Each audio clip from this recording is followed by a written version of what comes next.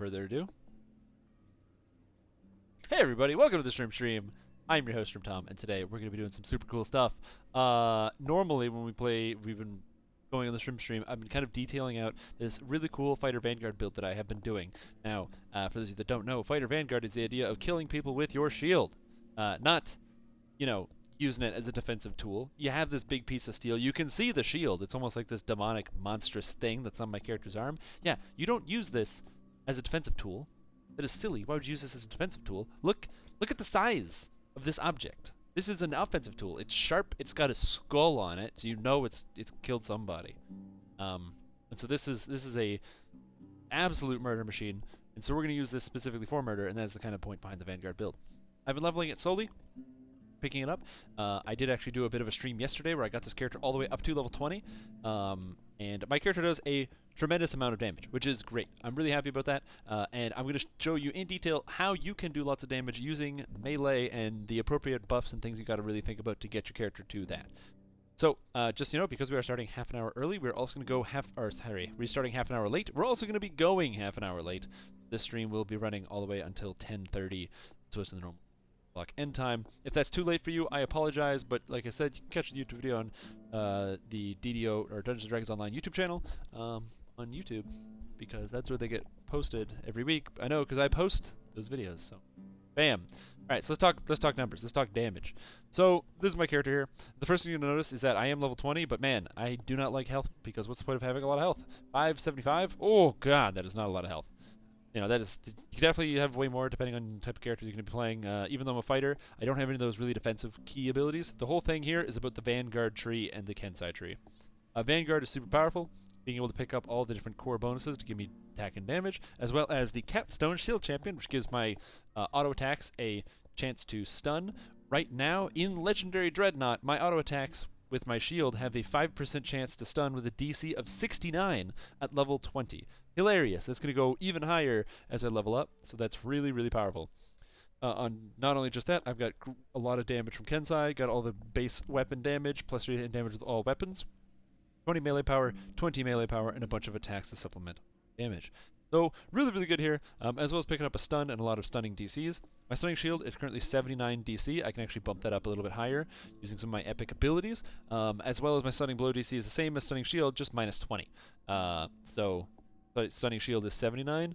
The stunning blow is now 59, and if I happen to use power surge, which is this here, it gives plus 8 sonic bonus to all stats. That's going to be bringing it up to 83 or 63, and then if I use primal scream to give me an extra 5 strength, because my strength is at an odd number, it's going to give me an extra 5, or an extra 3 points. That's pretty crazy. A lot of DCs. Basically, I'll be able to slam whatever I want and actually knock guys down and hit them over. So, cool idea, cool concept. The idea is I just do a lot of damage. My character is using a Khopesh, because Khopeshes are one of the highest damage, or the highest damage single weapon in the game. So if you are considering using a one-hander, Khopesh is the best way to go. And as well, for my shield, I'm using the Demonic Slab Tower Shield. It's a really, really defensive shield in that it gives cold resistance and health, but it also is incredibly offensive. It gives armor piercing, which pretty much no items in the game gives. This is really helpful, as well as impact, doubling its critical threat range. So it's pretty much the best offensive shield you can use. I highly recommend this shield here, and if you get the chance, make sure you pick one up for your Vanguard build. Not too difficult to get, because this one actually drops from was it Multitude of Menace? Which is not a particularly difficult quest to do, both on Heroic and on Epic. And today, I'm going to be doing my best to kind of outline and detail the Epic quests with this character. However, as cool as it is and exciting as it is to show off, my Legendary Dreadnought character build and what's going to be going on here, the real true damage potential, you're going to notice I take a lot of strength out of this tree, because there's nothing really in the center I want to take. I don't have any power attack or cleave, so I can't take momentum swing and lay waste. This is about killing people with my one weapon. I don't need AoE attacks. It's a waste of time. I want to kill one single guy in front of my face, and I do that really, really well. Both critical hit damage multiplier on higher rolls, bonus damage on crits, and of course, Master's Blitz, as well as extra action boost, so I can action boost all day with my multiple action boosts down here. Now, one important thing is that I actually use Precision. This Precision gives 25% chance to penetrate enemy fortifications, as well as my shield gives me a 40% chance to penetrate fortification. That, combined with advancing blows and the amount of frequency that I crit, even against monsters that are completely immune to critical hits, like oozes or skeletons. I actually crit them pretty much constantly, and I can keep this up 100% of the time. So, you run multiple... Multitude Menace, 25 times an Epic Normal. See, I would recommend running it on an Epic Elite. Just get a group of guys. Just type in Epic Elite, and then just kind of wait a bit, and somebody will join your group, and you'll be like, damn, it's done already. I mean, that's what works for me, but maybe not everybody else. However, we're not going to be playing Legendary Dreadnought today, because even though it is crazy powerful, in fact, it also gives a bunch of extra action boosts. In fact, one of the core abilities that a lot of people don't realize is so great with Legendary Dreadnought, which is this one first, Action Hero, reduces the cooldown of your action boost by 33%. This means that my action boosts have a 100% uptime. You can always be haste boosted. It allows you to burn through your action boosts faster, but it also makes you just more powerful overall, so that's really good. And the last bit here, Combat Brute, is +1 W when you activate an action boost. So just by activating an action boost, let's say action boost power, all of a sudden, not only does it give me that extra melee power, which is really good, but it also gives you an extra +1 W. Oh man, everything's layered. Here, I'm going to move this up here. Extra +1 W, which I don't know where that goes when it actually affects my weapon. I think it goes right here. There it is. Yeah, 2.8 or 5.3 on Demonic Slab W, which is crazy. Because it affects the shield as well. And not only just that does it give you all that extra damage, it also increases the damage you deal to the helpless by 50%. This character makes guys helpless constantly, especially considering the fact that Stunning Shield affects all targets. Doesn't matter if they fail their DC, they're stunned. Doesn't matter if they are completely immune to stunning, like a Ghost or a Construct, anything like that, they still get stunned. So as a result, it makes this ability super powerful, and bonus damage to stunned creatures very, very good. A couple things this build does need to work on before I get it all the way up to max level. I need a way to hit incorporeal creatures easily with my shield, which I don't currently have. And I kind of need more health because I take a lot of damage. However, we're not going to be playing this in Legendary Dreadnought. No, no, no. We're going to be playing this in Exalted Angel. Why? I have to level it. Because leveling Destinies is my least favorite part of the game. But I got to do it. Because if I don't level my Destinies, I'm never going to be maxed on the little fate points that I want to be able to twist in all the abilities I want. That's what we're going to be doing today. Doing some epic elites. Epic elites. So, you guys ready to go?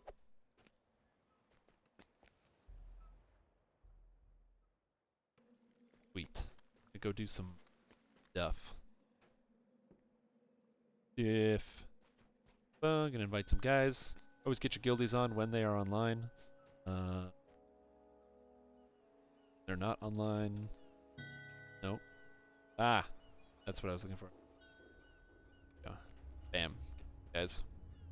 If you were watching in the crowd and you're like, man, you know what? I'd love to join you, Strimtom, on your adventures through Epic Elite. Feel free to join me. It'll be trying because I don't have a lot of health and I take a lot of damage. It's gonna be funny. How do fate points work? They seem to pop up randomly. Yeah, I'll give you a quick quickie-do demo here and explain to you exactly what's going on. So 20 to, what are you? You're 23? You think we can do Reaper 1, or do you want to just try Epic Elite? Like, you want to try Reaper 1 and see how it goes? Sure. Just give it a shot. Yeah, exactly. Okay. Lords of Dust. So, hello, D-Chain, Reaper 1. Bam, I'll update that. Alright, so the way that fate points work is that first, the fate points unlock here. So the first ability here costs 1, then to level up to 2, it costs 2, to level up to 3, it costs 3, level up to 4, it costs 4. That determines the tier 1, tier 2, tier 3, tier 4, at which you can take abilities and plug them in. Cool? Cool. The next point is 1 point higher. So this one, their second ability, costs 2, and then 3, and then 4, and then 5. And the third one costs 3, and then 4, and then 5, and then 6. So it becomes incrementally more expensive. However, to actually get the points, for every 3 levels of an Epic Destiny you acquire, you get 1 fate point. That's why leveling up your Epic Destinies is important, even the ones you don't use. So for example, Exalted Angel, when it hits level 5, I will get closer to getting another point. So if you think about each Epic Destiny, here we go. If you think about each Epic Destiny having 15 levels in it, that means maxing out level 5, and level 5 gives you 5 fate points. So if I get Exalted Angel 1 more point, I get an extra fate point. And then if I get Fate Singer, Draconic Incarnation, and Magister maxed up, I can get an extra 5 fate points. Really good. So if that makes any sense, you guys. Hey, welcome. You also get fate points as you level. They added it when they added level 29 and 30. They added fate points. So level 29 gives you 1 fate point, and level 30 gives you 2 extra fate points. As well, when you hit level 30, you get an extra fate slot, so you can get a 4th slot. For every 3 past lives, you get in a sphere. Or sorry, for every 3 past lives, if you get 3 past lives, is it 3 past lives in each sphere, you get an extra fate point. So if you have, or is it 1 past life in each sphere to get a fate point? No, it's 3 past lives in each sphere. So if you get 3 past lives in the each of these little spheres, so you get 3 martial, 3 divine, 3 arcane, and 3 primal, then that gives you an extra fate point. Welcome. And that's also considered epic completionist. Once you have epic completionist, it also gives you an extra slot, so you can have up to 5 fate slots.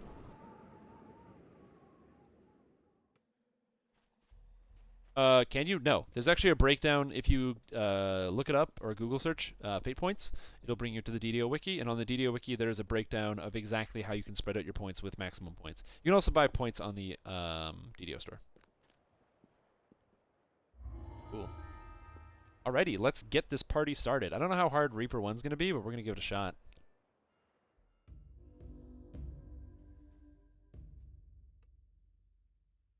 Oh, no, we got a rogue. We'll be fine.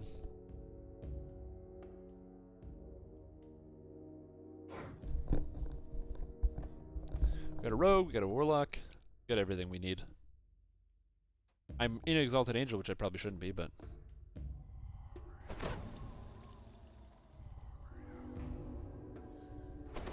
Crafting?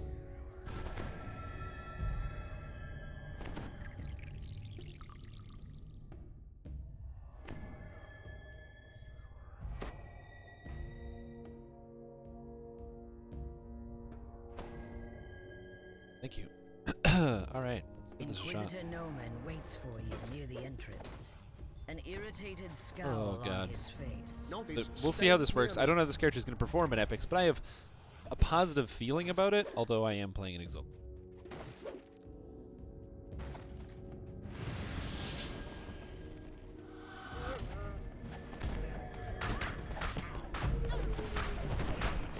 I'm able to get stun monsters, that's going to be cool. Carnage Reaper's hitting reasonably hard. And my AoE shield smash is actually a reasonably realiable stun. I'm actually stunning these guys crazy when they're single target, which is actually really good. Those big clusters, it gets a little tough, but I don't know, that seemed fine. We also have a very good healer with us right now, so very positive. I cannot hit those explosive barrels. That's why I got my throwing axe. This is going okay. The only thing I can see us really having trouble with is Spinner of Shadows. This is the splitting and all that garbage. So I may, for Spinner of Shadows, actually swap to Legendary Drum.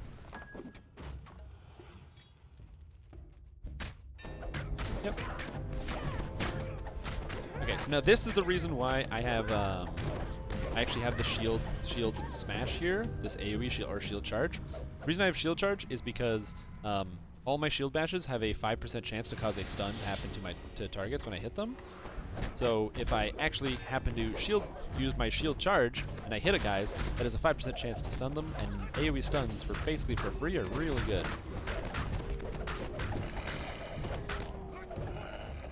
My damage is really good. I'm very happy. My survivability not so much, but fortunately you take all the aggro. So. In the center of this you can purify all these, I stands a think. blood-stained altar. What unspeakable acts have been performed there?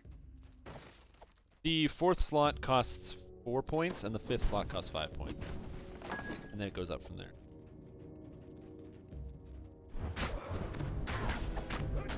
Got a stun already. Arc of Chaos got stunned. We have a monk. Nice, look at this. As long as we take our time and we work together, we should be okay. Will I be getting Dire Charge? Does the Pope shit in the woods? The answer is definitely yes. I will definitely be getting Dire Charge. Look at that, I stunned the attack dog here for free. Hit him. Took 2,000 damage, bastard. We need to intimidate these guys. I hate chasers. And they're only dealing about 40 damage to me. Not bad. We have a cleric who's very, very focused on healing right now, which is really good. There are light scuff marks around the Oh bookshelf my god, on this the mouse right, is really gonna me. as if it had been moved frequently. Bye. Got the purify. Right, yes, I do. I'll take an extra +4 to hit, please. And all my saves. Here you go. Yeah, 39 to all my saves. Or 29. I'm still gonna. It basically means without freedom of movement, I will immediately get destroyed. Lies on the ground in the hallway ahead.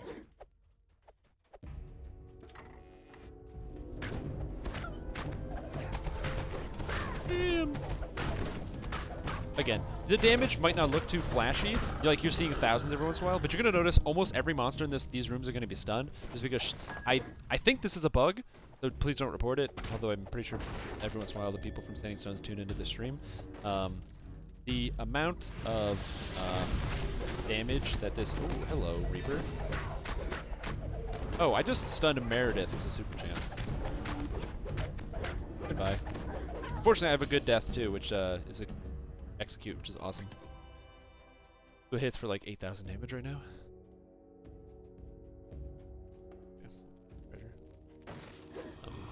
It's really actually hard to tabulate the damage because there's too many monsters on screen, but it seems to work pretty good. I like the damage.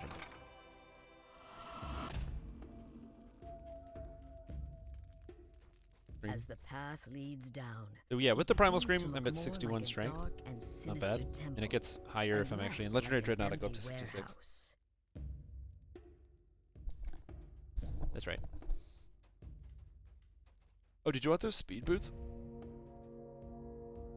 Seem like you might be slow. Okay. Give him a second. While we do that, I'm going to turn music on.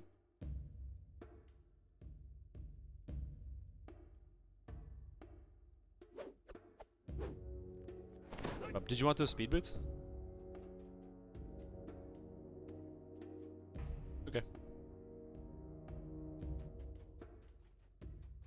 I don't need them. They're garbage to me. And they give speed and sheltering. Okay, cool. Okay.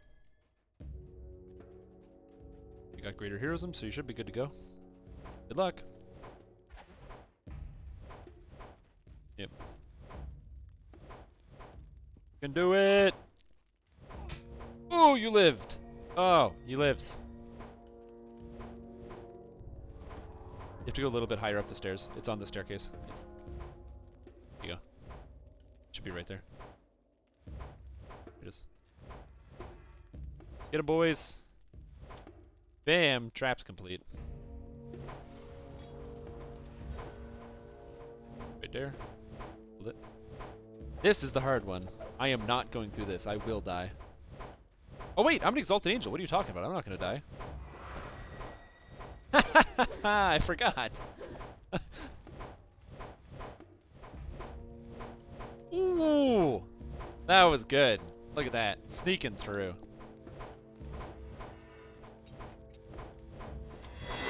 Bam, boy. Love that. Now the coolest thing is I can actually stun all these stupid Death Knights here.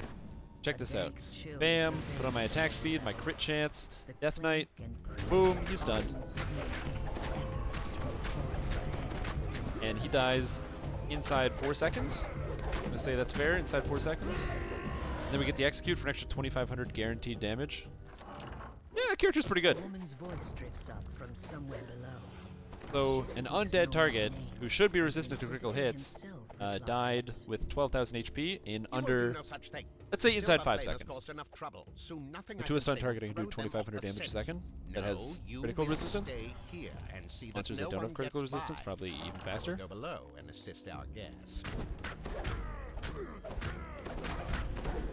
Ooh, hey, Fear Reaper.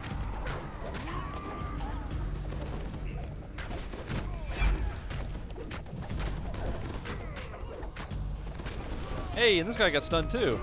Everything is just getting stunned for free because of the stupid shield smash. This is actually really awesome. I love how often I'm stunning these guys for free.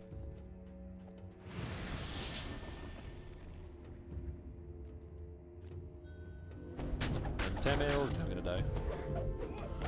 He has a super champ. He has dodge though, which is kind of good. Ooh, welcome. I'm gonna kill these knights. God, my shield, the free shield stun affects anything. It functions just like the shield stun off of stunning shield. That's actually kind of amazing. This guy takes a long time to die though. I can't see the health bars or projectiles yet. So if you're looking at something that does reasonably high amount of damage and is also tanky, not for the purpose, not from being actually defensive, like having good defenses, but largely from having just a lot of really good stuns and ways to crowd control enemies. Again, the shield charge, because it hits with the shield, I don't think it's a 5% chance. I think it's a lot higher than 5%. It's basically stunning everything, if you might notice. Ooh, Templar's Bulwark, Mithril Shield. I don't know if I have one of these. Take it. Yeah, we're getting close to the end, so make sure you hurry yourself in. Now, this is obviously going to get a lot harder when we get to some of the Drow. Lords of Dust is not a very good indication of a difficult quest.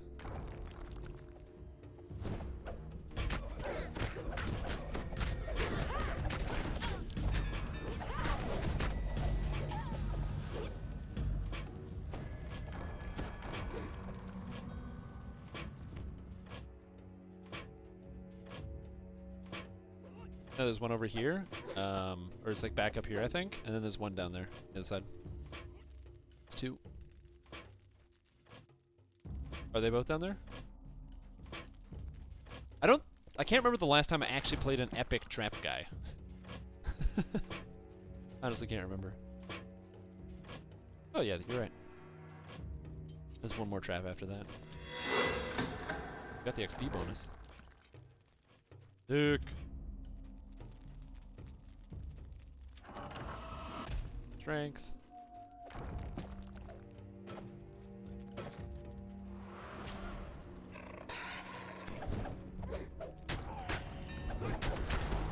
Bye. The Jarlith's really hurt. You get Jarlith or trapped? Okay. Where is he? Yeah, I know. I didn't want to fight it. Who's gonna do that to me? Just kidding, it can't move because it's dead. God, that execute is so good. A good death is ridiculous. I just hit it for 3,000 damage.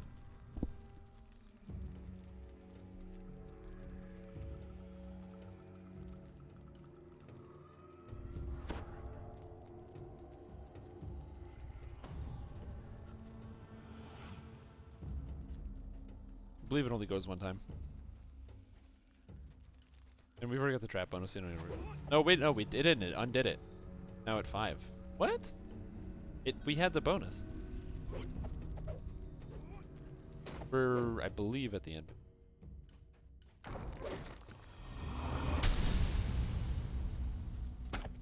Visitor Noman stands So yeah, this is actually really cool. The amount of damage I deal is They kind of seem to exciting, be really. finishing some elaborate Oh, that's not and supposed to be unholy going up ritual. there. What?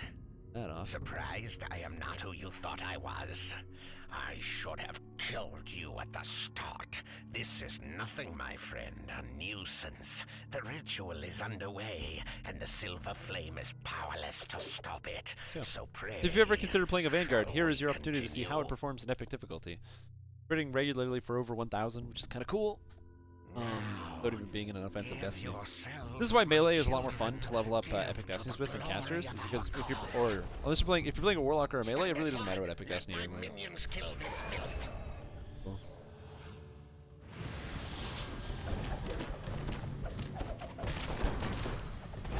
Oh, do you still have the death penalty on?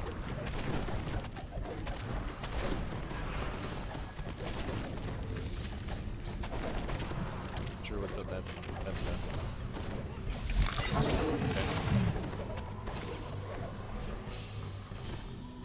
Just done.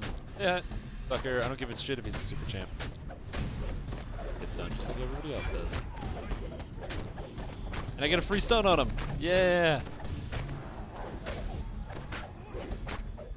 Give him a good old stun. Oh, he resisted that one. Heck. There we go. Get him a good old stun. He's literally perma stun. Wrong button. Whoops. He's permanently stunned because of the free stuns. That's so dumb. This guy's gonna murder me. This guy's gonna kill me, by the way.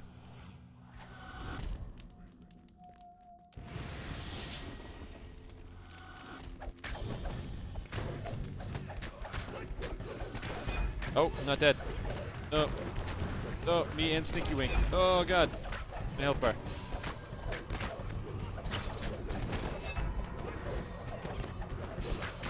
Oh, God, he hurts.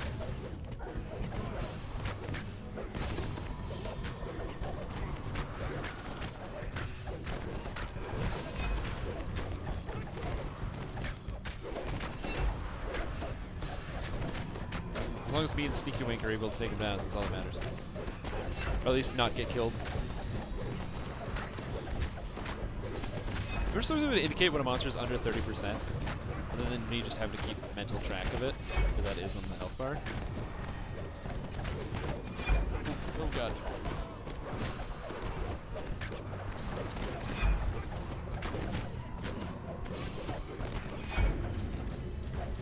We got it! Oh, baby. I do not use reactive heal. Voices. No, there are not. 87,000 XP. I'll take it. Almost rank 5 with it.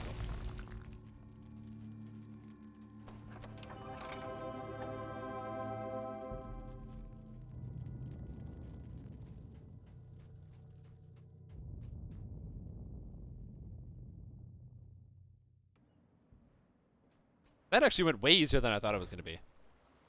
I really thought Reaper 1 would have been more challenging than that. But we really have a crack team. We actually have a healer to go into Reaper mode, which is a big deal.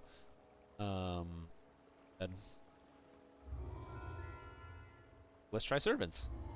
Now, Servants should be significantly harder. The monsters are a lot more complex and difficult. So if you look at some of the monsters that are in here, the Rakshasa are a lot tougher than some of the other monsters that have been featured previously. The Rakshasas have more spell resistance, that sort of thing. And the Drow are a lot tougher. If you don't have Death Ward, you're going to die to Drow. If you have Death Ward, you're going to get poison stunned by Drow. And they're just going to kill you in your face, which is what's going to happen to me and the entire party here. So we're going to see what happens. I don't know. No matter what, I'm always waiting for my wonderful cleric.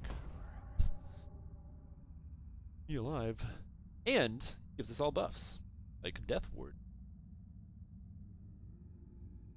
As well, important note about this character, my will saves are only 25 right now.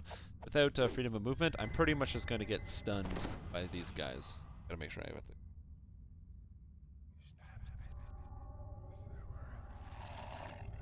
I mean, we could probably go take out this first Rakshasa, but yeah. You have entered the nether realm of Kyber. Ooh, a magical barrier built by the silver flame. I just get bored. Path ahead. Get so bored. Child, I guess.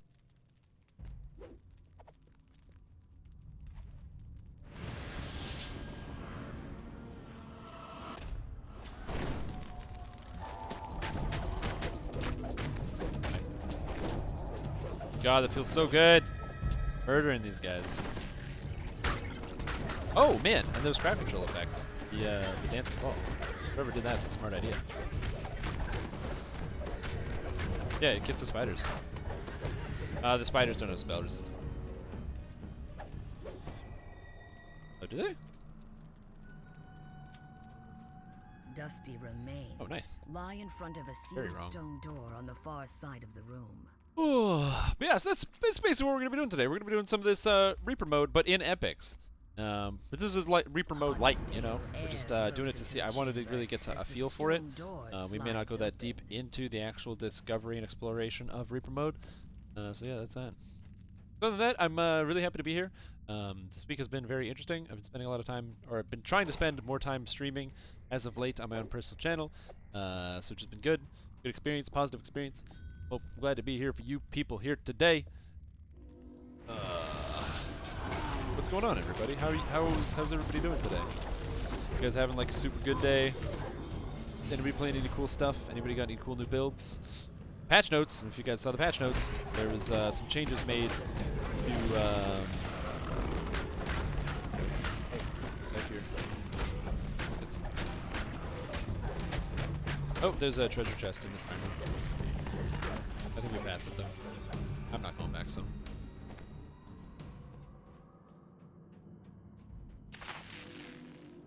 But yeah, how's everybody doing today? Anybody got any cool new builds? Look, I stunned more than half the group with this AoE charge thing.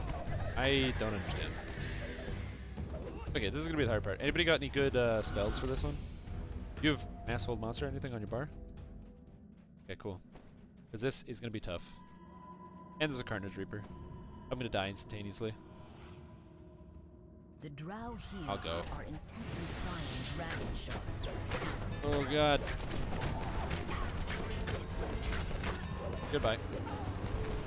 Goodbye.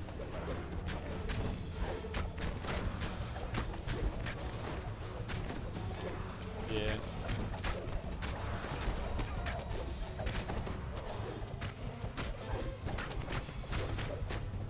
A 1,000 points of damage? He just slapped you for 1,000? Whoa.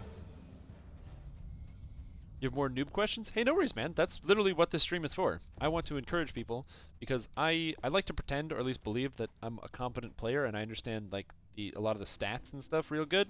So I want to make sure that if you have any questions, we here on the stream and do what we can to answer you and make sure you get everything you need to know to be both successful at DDO and have a good time. Yeah, man.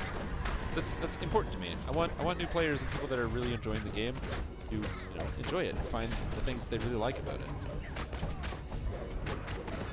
If you have questions about something, say you want to play a certain build, or if you want to play like a crossbow guy, that swaps to like a dual-wielding dagger guy or something, like, I don't know.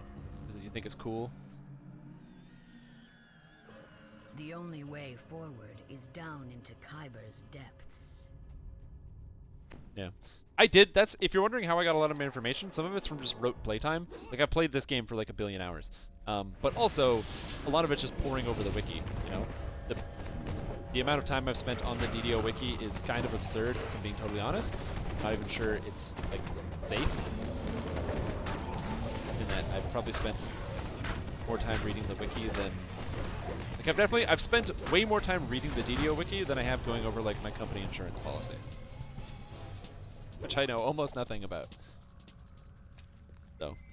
Does a knock spell for Warlocks benefit from an open lock item? It does not. The lock spell scales, it is, This 10, or not 10, the level of the spell, so it's knock, I believe it's 12, plus your charisma. Lies under a narrow path. I think, is this thing? One wrong I think it's 12 plus charisma.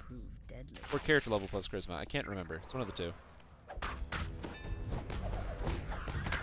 But basically it scales with charisma, or it scales with charisma for Warlocks. The higher your charisma, the more knock you get. That's it. Where's the spiders? Am I missing one? Oh yeah, we could. I just figured let's do all the optionals, because why not?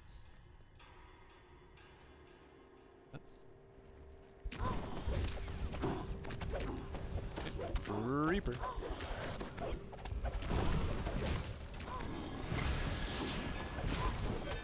Oh, the Reapers? Because everything else is evasion?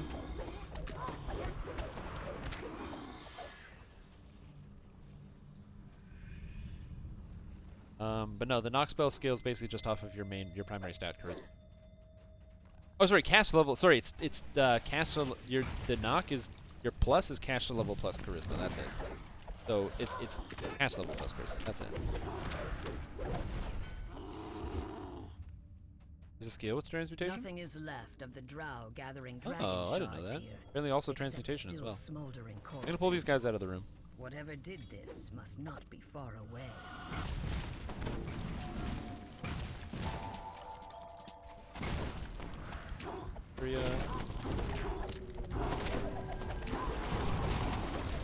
Fire damage is immense. Nice. They destroyed my potion of lesser restoration. Those bastards.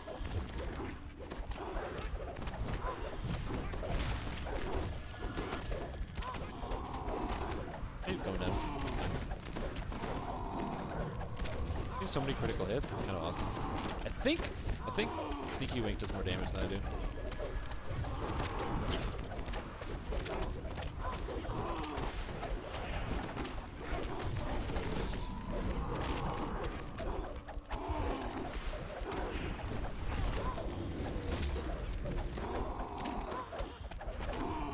Slow. Slap him with the execute. Oh, he aggroed to me. The execute. Push him over the edge.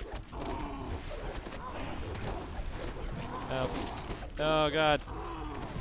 Oh, we're good. So I didn't die there because I started blocking. So always remember to use what you have available to you. The Fire Reaver Lord Oh my howls god. as his essence is scattered back into the lava from which he came.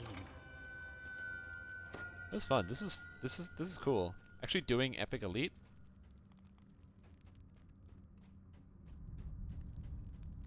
Oh man, Fire Shield Cold is such a good idea.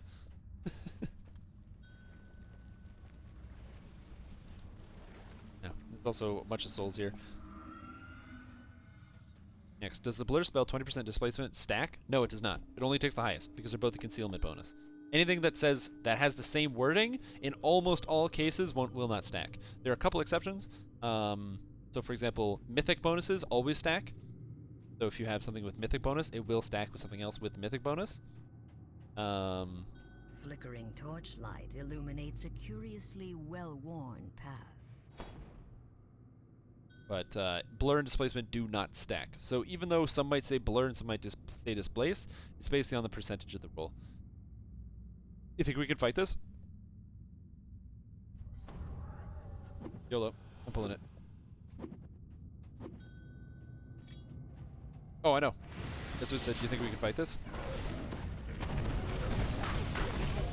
Oh, I'm stunning the Super Champ. It's done. Got a couple more stuns going down.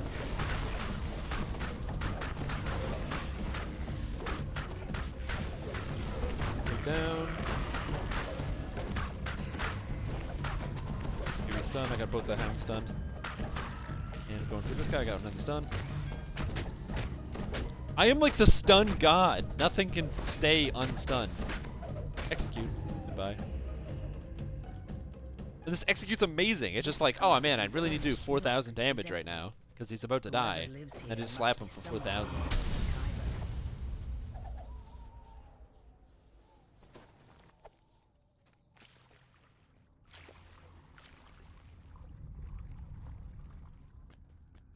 Now, it scales 400% with melee power, the execute damage.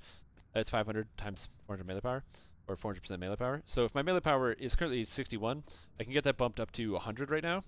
If I was in Legendary Dreadnought, this would be about 200. So yeah.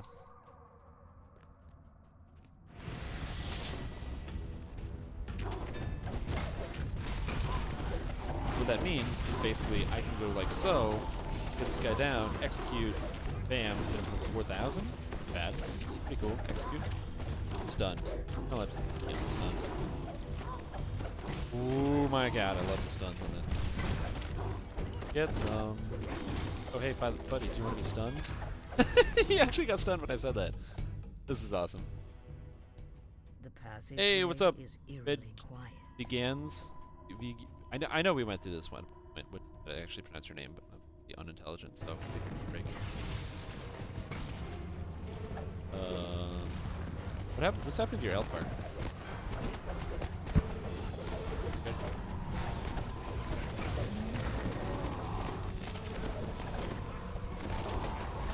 Oh god. Oh, it's a Fear Reaper back here. Get out of here. Fear Reaper gets stunned. Lastly, is Crushing Despair any good and doesn't work on bosses? Crushing Despair, I don't know if Crushing works on bosses, but yes, it's amazingly good. So, if you're playing as a sorcerer, it's very difficult to become a DC caster as a sorcerer because you can't get your DCs quite as high as you can with a wizard or with a warlock because they don't have the same pump. Say you want to be a character, play as a sorcerer, and you want to be a guy that's going to be casting all that sick crowd control that your team is going to absolutely love. that you're using. Great idea, but again, you can't run into this problem where you can't get your enchantment DCs nearly as high as you can if you're playing as like a wizard or something. Wizards get way more enchantment DCs. Why would you even try? Well, that's where Crushing Despair comes in. Crushing Despair you can cast nearly instantaneously when you're playing as a sorcerer, and not only does it reduce the DCs if it actually lands, even if it doesn't land, I believe it reduces the will saves of all targets that get hit by it, even if they make their save, by I think it's either 3 or 5.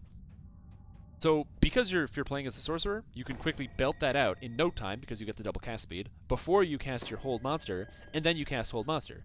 It costs a little bit more mana, but it pretty much allows you to, as a sorcerer, you're going to have an extra 2,000 mana buffer over another class. Some classes like wizard sorcerers, they're going to or sorcerers, clerics, they're going to cap out at like 3,600, 4,000 mana. Sorcerers can get up to 6,000. Okay, so. Yeah, sure, it costs you 15 extra mana to cast Crushing Despair, and an extra second, you have to think about it. But then other than that, boom, you're golden. And then you can throw down whatever crowd control effect you want. Do you want to try this, or should we skip it? This one seems tough, but we can try it if you want. Somebody with evasion has to pull the lever. I'm not worried. Yes. We got guys with evasion. A drow priestess is absorbed in an elaborate. It's not spell penetration. It reduces their will saves, right? Spell penetration is for beating spell resistance, nothing else.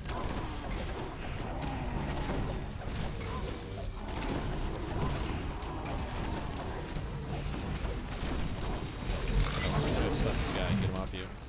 Sorry.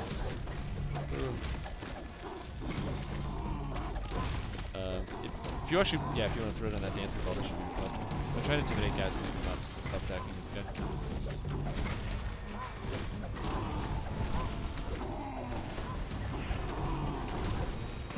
Oh, we got it. It's down.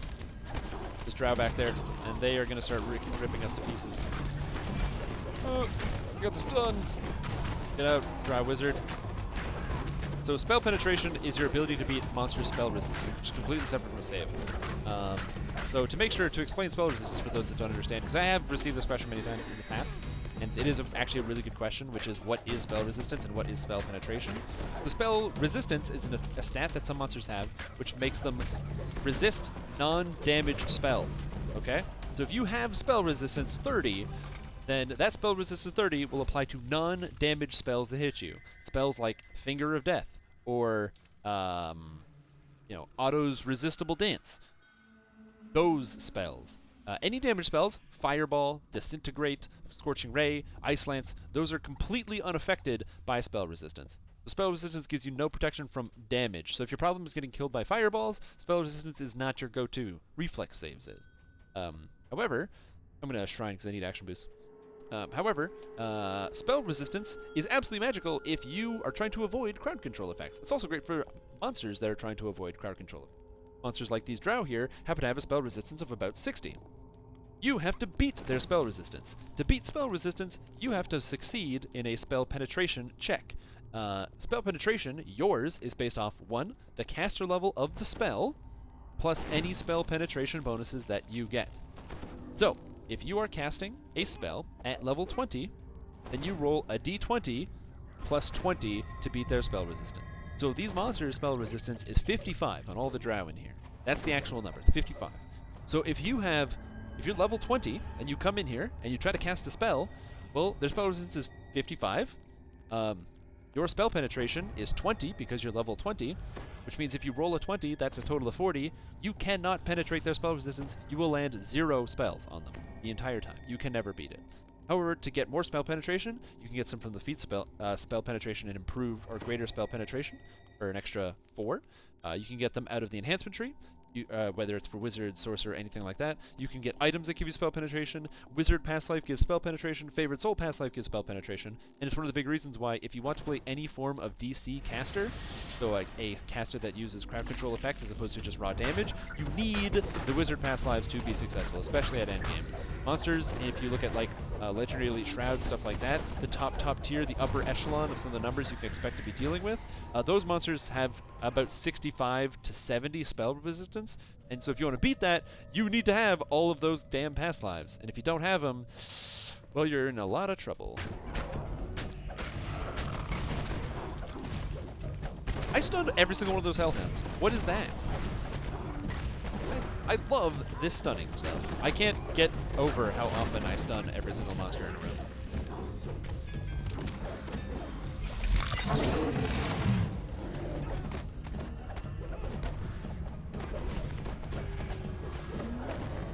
Hey, what's going on, Sunedo? How are you doing today? Today is the ultra informative stream where we go through and detail a lot of some of the interesting and core mechanics of the game. If you have any questions about them, always hit us up because we have all of the answers. As I was saying before, I know more about this game than pretty much any other aspect of my life, which is a very sad and also very proud feat of mine. Grows more oppressive as the path drops deeper into the heart of. Doesn't seem that bad.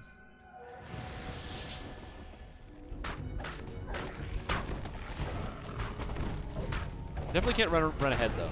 Definitely should not do that.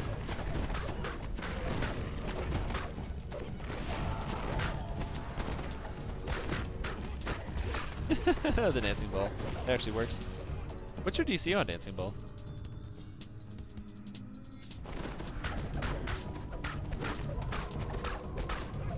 That's pretty good.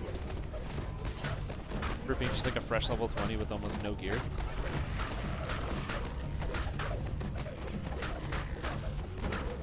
You don't have an intelligence item?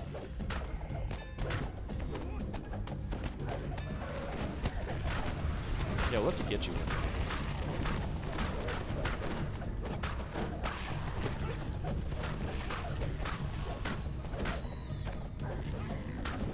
Oh, get stunned, Flame Fang. Screw you.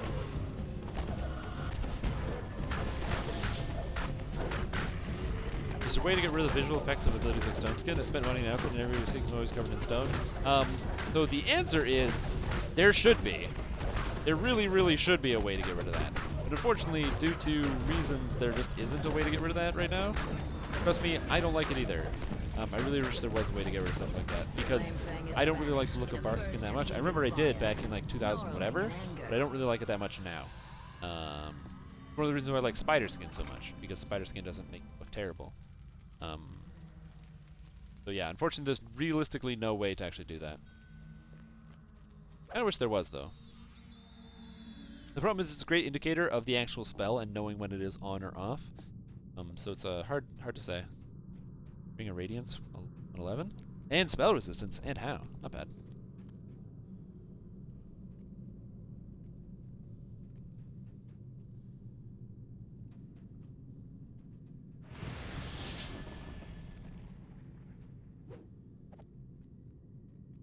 So unfortunately there is no way to currently disable that. Although if you would like that to be a feature, make sure you make a post about that on the official game forums and let people know that this is a feature that you would like.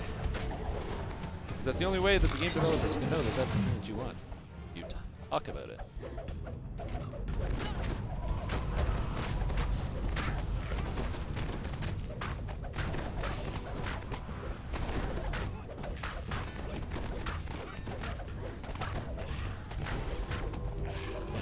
That damage. A drow magic barrier bars entry into a massive Fighters are cavern hilarious. beyond. It's a hilarious class. They definitely do too much damage.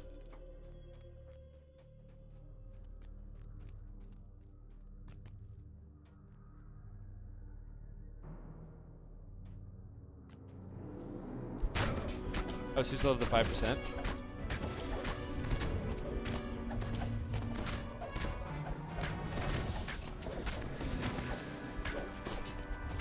Oh my god. When I do not get lucky with critical hits, I do not do that much damage.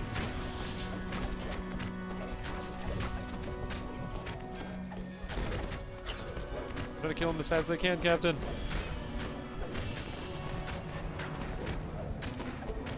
Yeah, I'm definitely not soloing this quest. You guys are incredibly helpful in doing most of the work.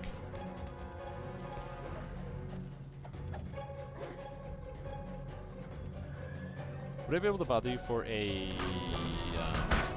items. Thank you, sir.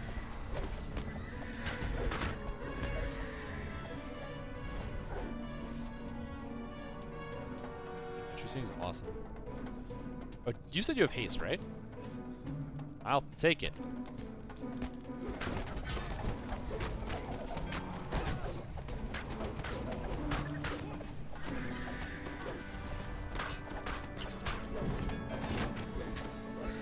Get stunned. Oh, I rolled a 1 on my stun. No.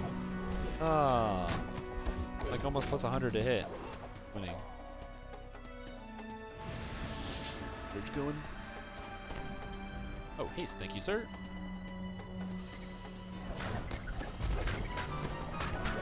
My attack speed's already so insanely high, but with haste it just pushes it to a whole different level.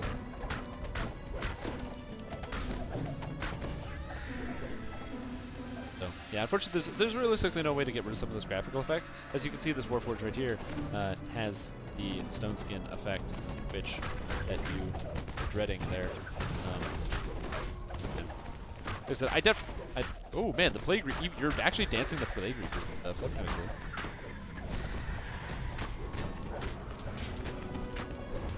Whatever, it's just one. Can't take these guys.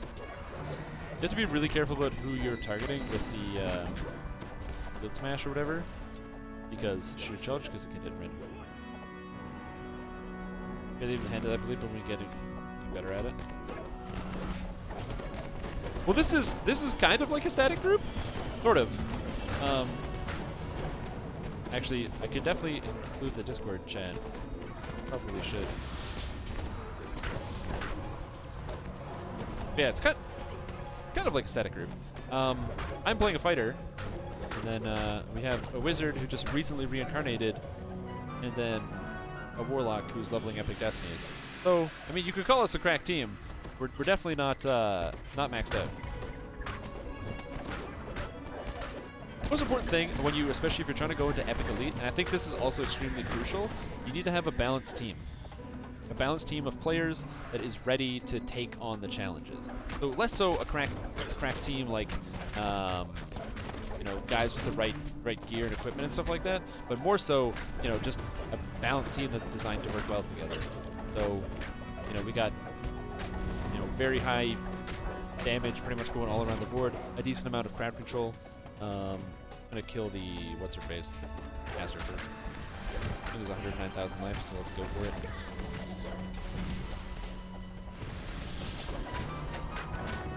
Which is odd. I have no idea why he wouldn't like you. Oh man. Yeah, same here.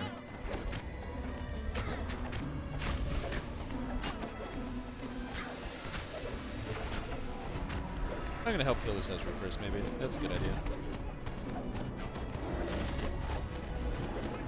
Yeah, let's kill the Hezra first. Getting this out of the way would mean that we can just do the other stuff. Oh, Comet Fall hurts. An Unholy Blight makes me attack so slow. Oh, God. Oh, good teleport.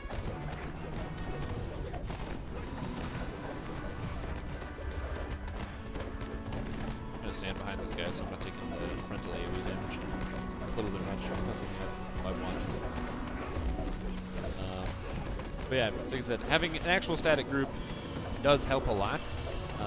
But Epic Elite, again, is a difficulty mode I don't generally play in. And I certainly would never even consider doing an Epic Elite group if I was by myself or something.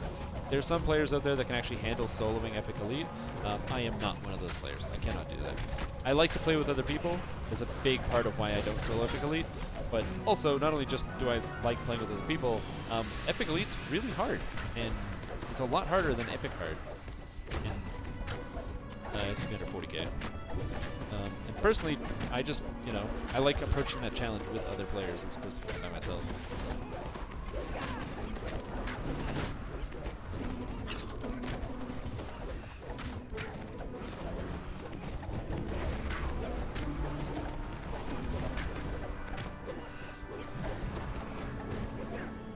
Work, everybody.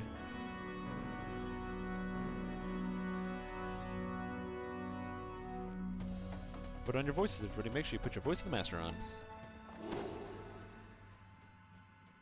Yeah, scaling is not linear at all. It goes from like the monsters go from like CR like 22 or something on epic normal, and then like CR 25 on like epic hard, and then there's CR 60 something, challenge rating level 60 on epic elite, because it's meant to kick your teeth in. And I'll tell you one thing, it does a good job at doing that.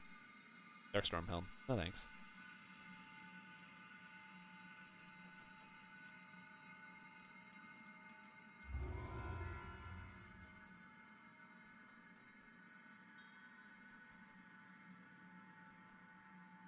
Good. So, there we go. So you guys should now come out of my speakers. Keep audible. I don't know how loud it's going to be, though. So, just in case one of you speaks, RIP headphone users.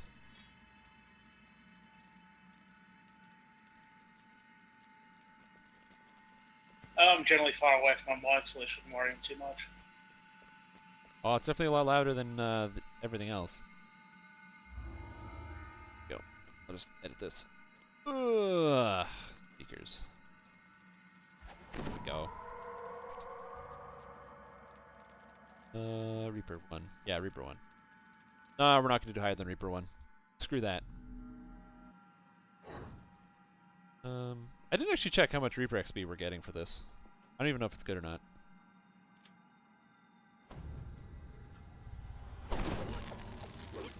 But I will definitely take both. Maybe if I was an Archmage, or yeah, instead of Shadow Dancer. And that still looks crazy loud.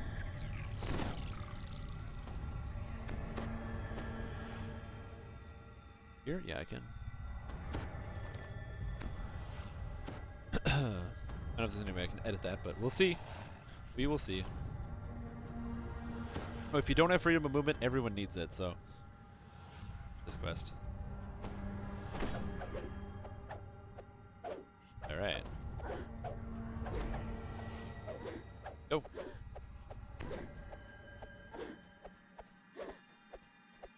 Everyone's Ahead, a Rakshasa and a company of drow are arguing over a pile of dragon shards. I'm gonna go for the caster, the priestess. And she's dead.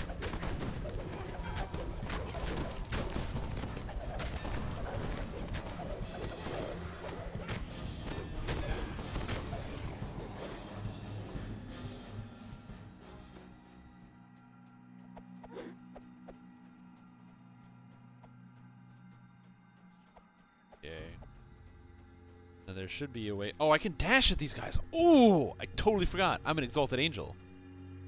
Means something. Glowing spiders are locked in battle. Bam! Take this Archeron. Oh, it made it save. Holy cow!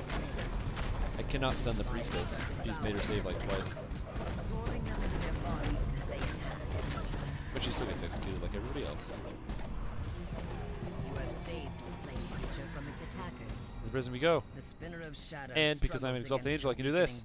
Hey, spinner of shadows. Below her, Eat my shorts. the spiders Ah. consume the last of the flames. There. And you Almost got all the way up to it. yourself unable to move. The spinner of shadows has broken free. At last I am free from that disgusting flame. You have finally done my bidding, vassals. Disgusting. I see that you have brought me the Plan? dragon shards she needs. Though I also see that you have allowed some pests to follow you inside. The demon overlord glares down at you with contempt. The stink of Eberron is on you, mortals. I will turn my attention to your world in I always due like the time. dialogue in this one. I thought they did a really good job with this set of quests. I really like the Loads of Dust chain. It's mildly diverse. I think the core issue is Destroy these intruders, my lady. I think the core issue with the Loads of Dust chain is just that pretty much everything's immune to lightning, We will report your glorious which release just to the sucks. world. Hezru, Now that us leave Jarlath, this place, the you must help drag, us release the stretches, other not drags, demon stretches. overlords.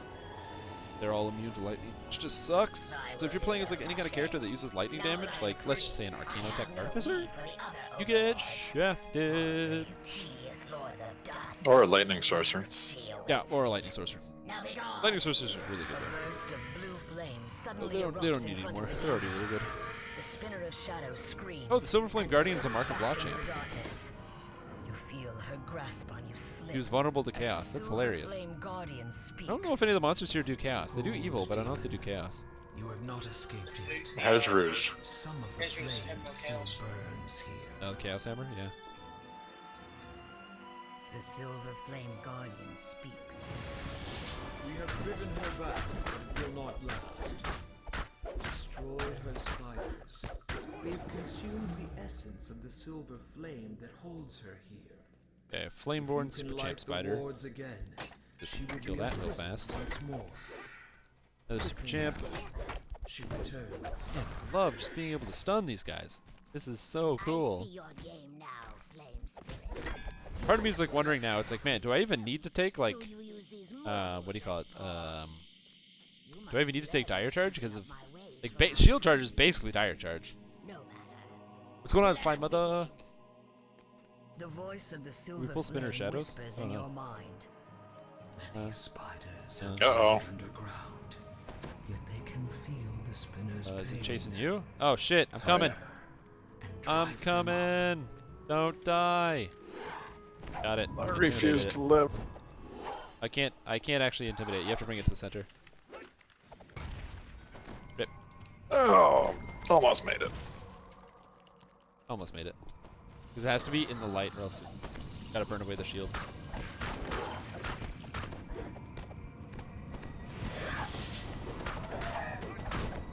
Really hurts though. I'll tell you that much. I am not designed for tanking the spider. You're not designed for tanking the spider. Look at how much health I have. Hey, you got 400? That's lots. That's lots. Hey, what up, Slime Mother? Whatever. How you doing today? We are doing some Reaper mode, epic difficulty. Because why not? What else are we doing? Kind of feels like Monday. It's not Monday. It's Tuesday. Chorus of chittering echoes the spinner's There's a cries. half. Spiders crawl Those out spiders of die their hiding instantaneously. places in response to the demon's call. Walkers single here. Now she runs away because she's burning too much. Is there a Reaper here? Was. I don't even- I'd hit her, but she's like just running away. Can't even fight it. I'm assuming the spider will leave us alone and go away.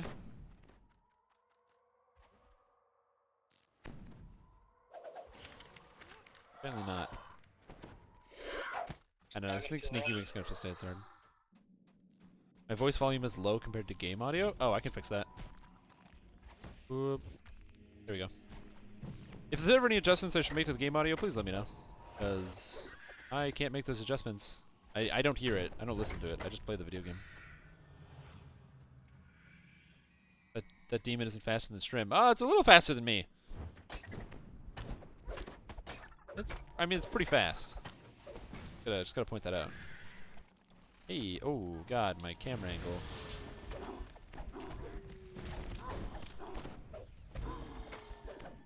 Oh, Yeah, she's gone. that spider.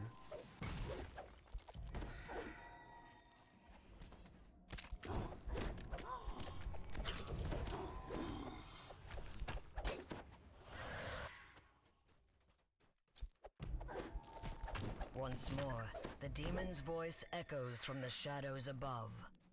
Demons of Yeah, this isn't that bad. call. Protect my children. Protect my children.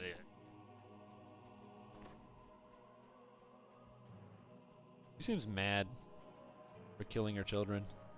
I mean, I feel like I would be mad too. Somebody was killing my children. Oh, Hezru made it save against Stunning Shield. That seems improbable. He's dead.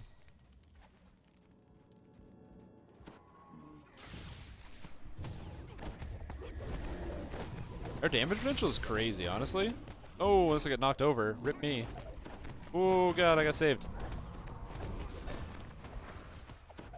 Oh, by the way, if you ever need to escape something, like if you're about to die, drop down a Imdor, and it brings you back to the start, and they can't get there.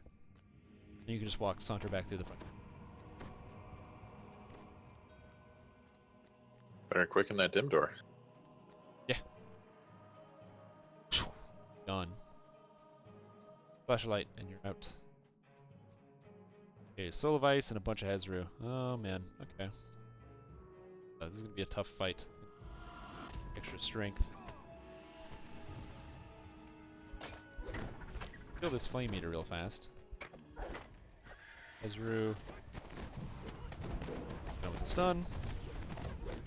Oh, and that guy's got too much jade, so I can. And I wanted to help. I got that one this time. Man, that guy Tuma jaded 2 things in a row. How did he do that? Oh, Jade Strike.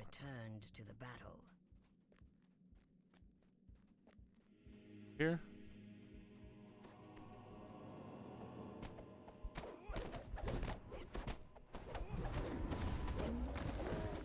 Be good.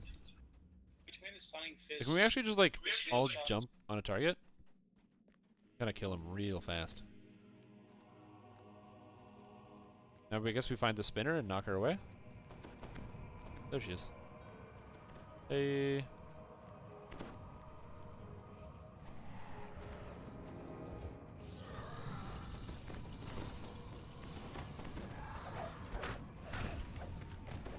Trying to get him, man. Trying to get him.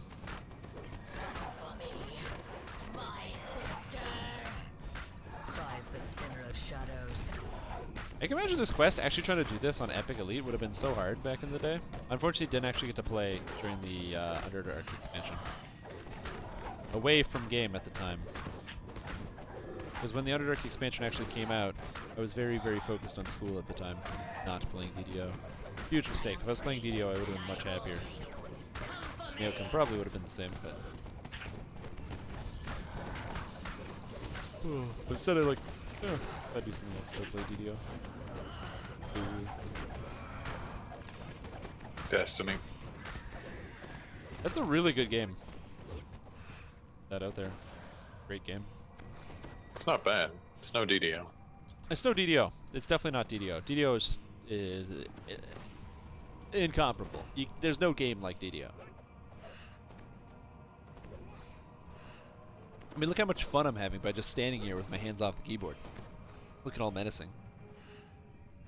Am I excited? Hell yeah, I'm excited. The game is going to be probably maybe good. Just as long as we get back here in time.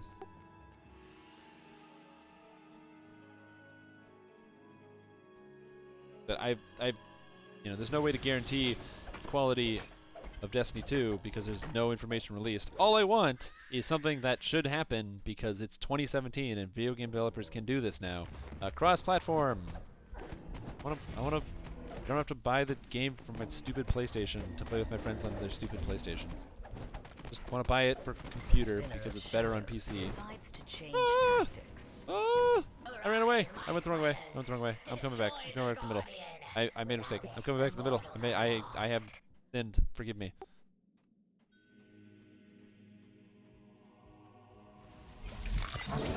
We got Hezru inbound. Oh, I'm coming to center. Help! Jumping on the Hezru.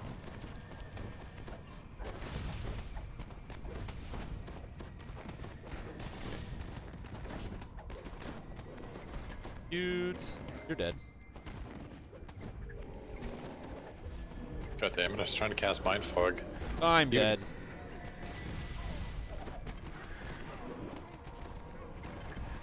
There's way too much here.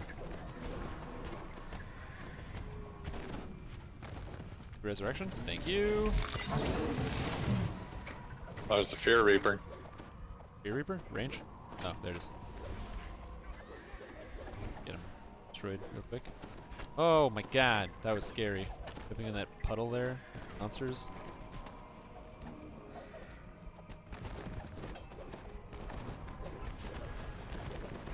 I pretty much don't need any buffs or effects to deal with this. But I do need freedom, which I just got already. Sweet.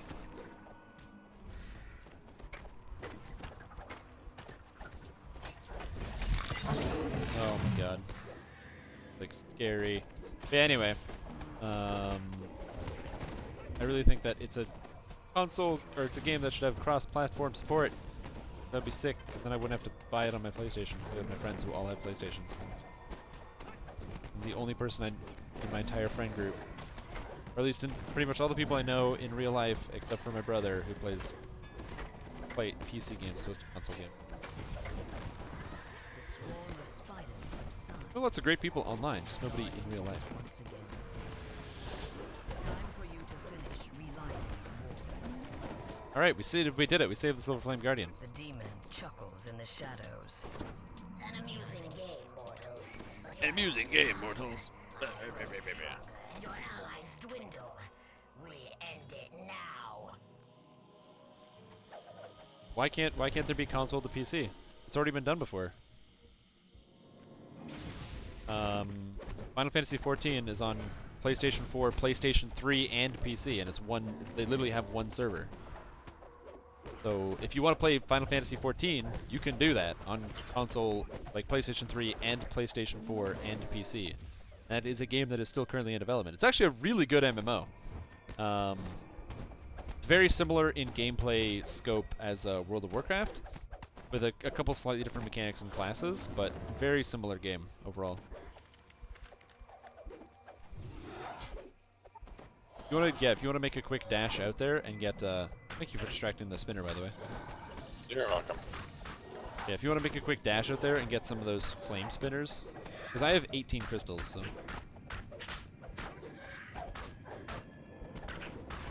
I'm gonna try to keep Hezru clear. Which is not entirely Oh, working. I made a friend. No. I'm gonna just try to keep the Hezru clear.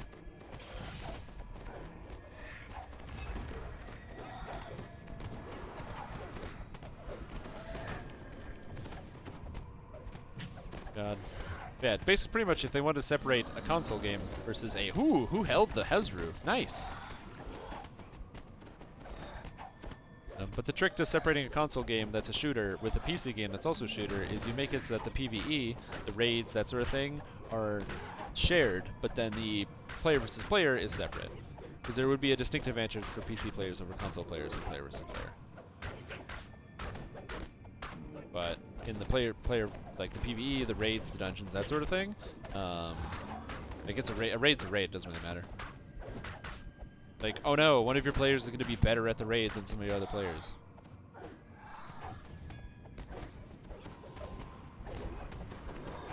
One of the reasons I'd want to buy it for PC is pretty much every game that's ever been released on both PC and console, the console version is usually better, and just because of availability of tools. You don't have to build third-party tools or build a lot of tools into your game if it's console, because if you build it on PC, then the players will just build those tools, whether it's going to be with third-party websites or things that can track and store large quantities of data for you, whether it's apps for finding other players to play with, or just external websites, that sort of thing. A lot of people just have 2 monitors. So heck, you're like trying to find some people to play with and you don't know what to do? No problem. Just, hop onto a website where you can find other players. Like Discord. You can't use Discord while you're on your console unless you happen to already have, like your phone or something in your hand or a computer next to you. It requires 2 separate devices. Or if you already have a computer and you're like, man, I want to go on Discord and find some guys to play with, no problem. You just literally do that on your computer that you already have turned on to play your video game.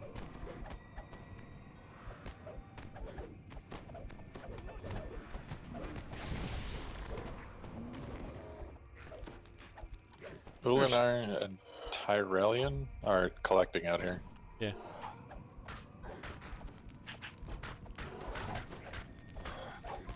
I have 18 crystals right now. I'm at 16. So, actually, I've got 19 now. If the spinner pops up any little mini spiders, we should be good to go. Oh god, this hurts.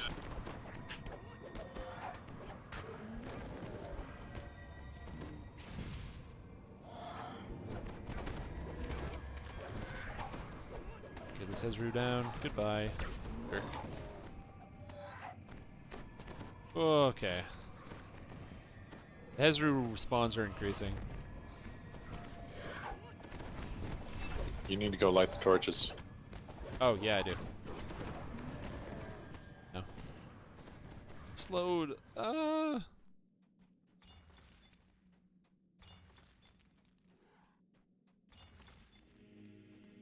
flame eater. I need that crystal. Got it. Okay, I got enough to light the rest. These 2 are here. Lighting. Boom! Easy peasy. And that was worth 240 Reaper XP. The spinner of Oh, it's gonna kill me. Oh, which is funny. Not defeat. Oh, it did kill you. Once again, you are held in an irresistible Good net. work, team. And now we get to watch the wonderful expository dialogue go through.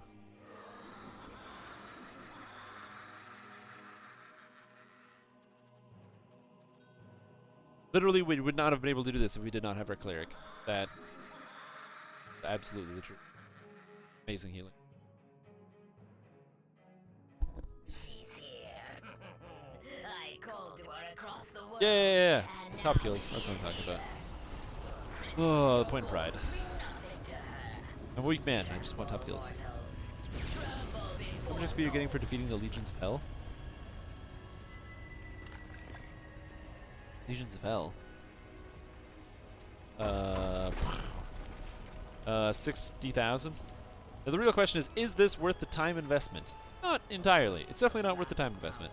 Moves from inside What we're doing right now is definitely more time consuming and not so much, you know, it's not, like, we would definitely be getting more experience if we were doing it replies the spinner of shadows. together. Or, like, not together, but, like, at Epic Heart or Epic Normal. Because we'd be able to do it faster. But, man, this is still a lot of fun, which is kind of also important. First time complete a Reaper. Yep. We're not eligible for bravery bonuses, apparently. I don't know why not. There is much to do. Whatever.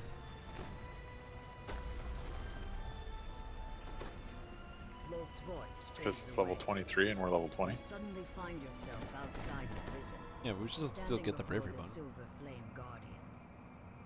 I don't know.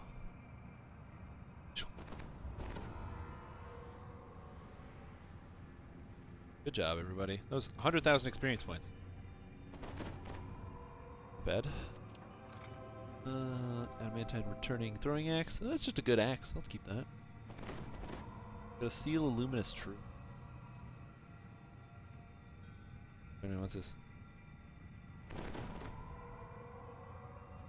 Roll D69 for that.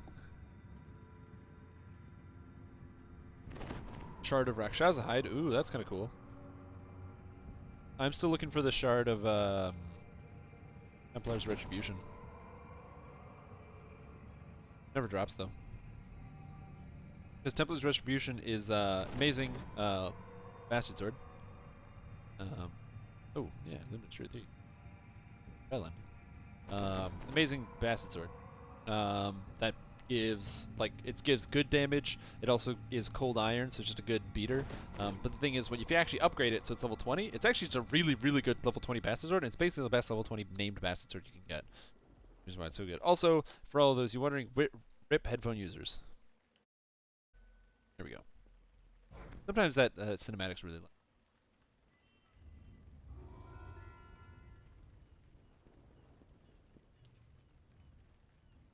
Okay, Rift next. Going to get Elminster talking. Get Elminster to start talking. You do that, I'm gonna go repair. Yeah. I feel like it's a good idea for you to go repair. We're almost maxed out on Exalted Angel. I'm actually capping out the XP. By capping out the XP, which is important, it gives you access to your Epic Destiny feats. For every Epic Destiny that you have capped in a sphere, it gives you access to an Epic Destiny feat. So at level 26, when you get your first Epic Destiny feat, if you have an Epic Destiny capped in any sphere, you can access those feats. Once you move up to level 28, when you get your next Epic Destiny feat, it requires 2 destinies from a sphere. And when you get up to 29, your last Epic Destiny feat, it requires 3 destinies from a sphere, or all destinies, depending on the feat that you're taking. Can I spend any of these points in Exalted Angel? It just wouldn't really get me anything. I can't use any of these. Target undead will explode, dealing damage. Something. Like, I don't know if any of these abilities are actually good. Taking 30% less light damage could be pretty good. Beyond the ring. Go in here. This is unlike anything you have ever seen before. Mountains of stone float in the air. Yeah, so we'll definitely have to see where that goes. Strands of webbing. Yet these are not barren rocks. You can see signs of life clinging to Oh man. Hey, it's a Bebelith. Ignore that. A voice in the distance calls to you. I don't think that's actually going to attack me. Get him, Elminster. Bam. You're a stranger here, I'm thinking. I'm kind of wondering how much damage this character is actually going to do when I hit level 30. I really think I can get really, really, really high amounts of damage, but there's kind of no way for me to be sure at this point. Perhaps ye have come to mend it. 'Tis no small task. I can aid ye in all this, but it will not be easy. It will not Come be with easy, me. but I can aid ye. Oh, unless you're talking all backwards and whatever. Guy's the slowest talking guy in the game. Absolutely.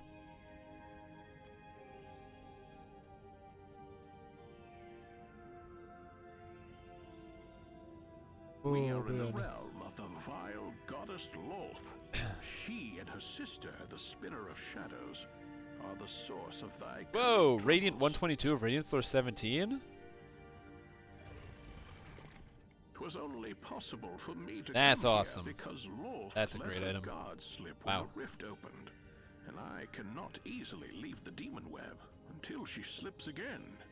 You slip again, Elminster. This rift. I also love how you can see, like, the door there. This is so cool. I love that there's just, like, a rip in the universe, and you can kind of see the place over there. Tangled scheme of Loth's. Oh, it bugs out, though, when you get to...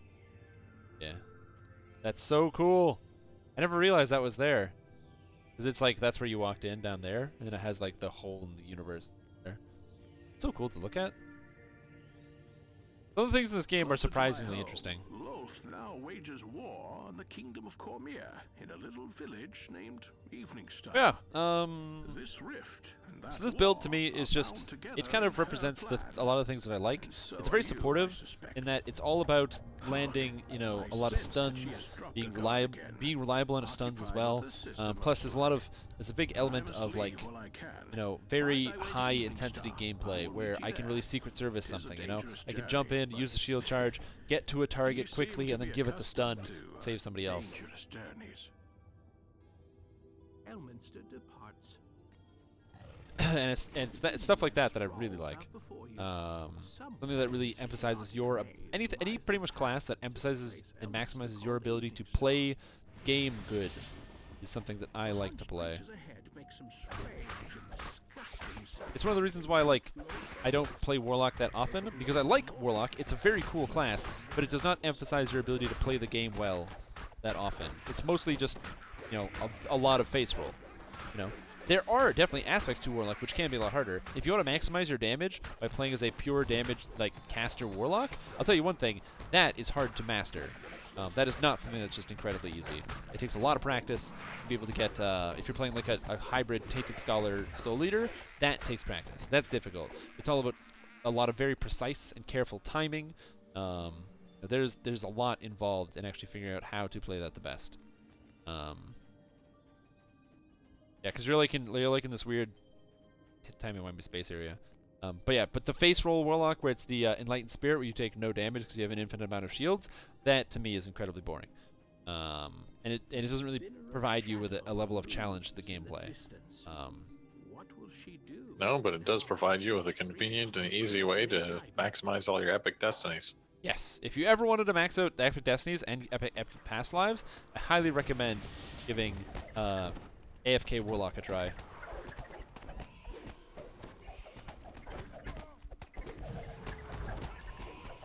Get him, team! Images. Now, Oozbaw's down here. Or Ozba? I don't know how to pronounce his name. The problem with Ozba is he is actually a red name, so I can't stun him at all. So he's just gonna hit me with damage. Oh my god! Oh, also, Reapers don't have spell resistance, so you should be able to hold monster them. Pretty good. They pop up.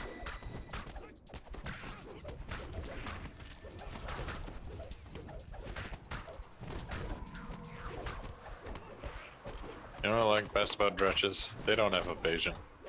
They do not have evasion. That's absolutely true. I'm definitely down to pay for buffs on this chest here. I'm standing right here for buffs. I'm not moving. Oh, I'll move on the...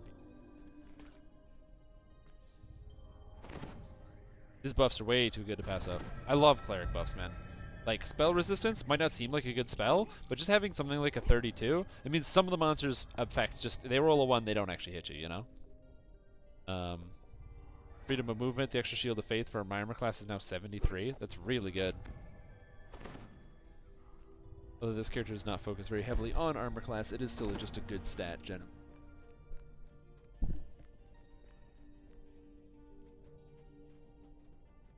Yeah, this dungeon's awesome. I really like the look. I think that the Forgotten Realms dungeons just really excel at kind of getting you lost in kind of like the actual like zones. Oh, Markala, Markala, kabam! He's stunned. He doesn't exist. But they do a really good job of kind of like getting you lost in the zone. So you kind of just like ooh, and like walking around thinking everything's just so pretty.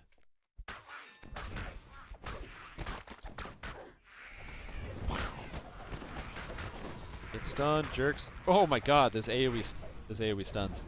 You know, if we can get you an intelligence item, could you imagine if you had like one of them level 20, like intelligence of insightful intelligence items?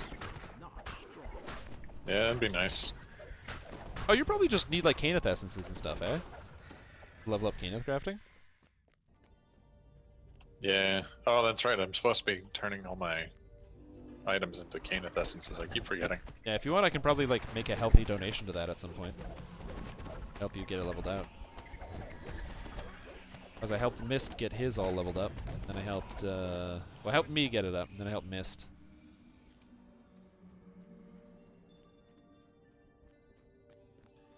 Leveling out your Caneth crafting is also very useful for those of you that haven't really invested in Caneth crafting that much. This character has some Caneth crafted gear, like this, +6 Hardy 9 Mountain Plate of Healing Amp. It's a chest plate that has parrying 4, so insight bonus to saves, Constitution 9, and Healing Amp 40. Healing Amp is awesome as a fighter because I take a lot of damage, and Healing Amp just keeps me from dying. So, can't complain about that.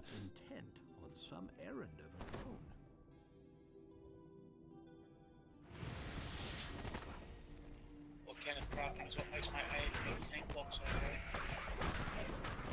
great. There we go. Yeah. I really should have Rejuvenation Cocoon, but I don't want to use Rejuvenation Cocoon, so I'm not. Like, I know I should have it. I just don't. Because I don't care. A spider hatchery lies empty. The brood it bore has already... Now, some of the choices I'm going to take with weapons and feats, some of you might find incredibly interesting. I will be taking the feats, both Adamantine Weapon or Pierce Adamantine and Pierce Cold Iron. This might sound silly for some of you to be like, why would you do that? But pretty much it means that you never have to worry about the actual weapon of choice that's in your hand, which means Green Steel becomes a perfect option. Green Steel doesn't penetrate pretty much any damage reduction, but because, except for evil, but because I don't really care, I'm going to definitely be using a Legendary Green Steel Kopesh.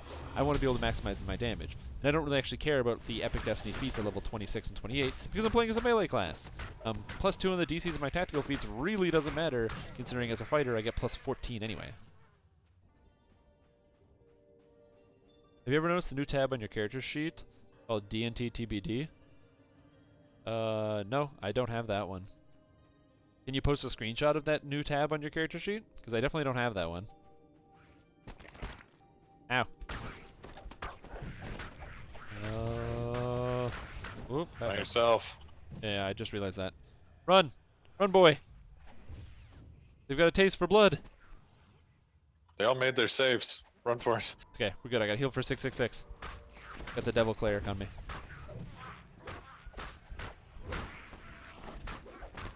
Stunned. Yes, this character is not a soloist. That's for damn sure. And look at all these souls, man. Man, Nilsson is just catching up on mana.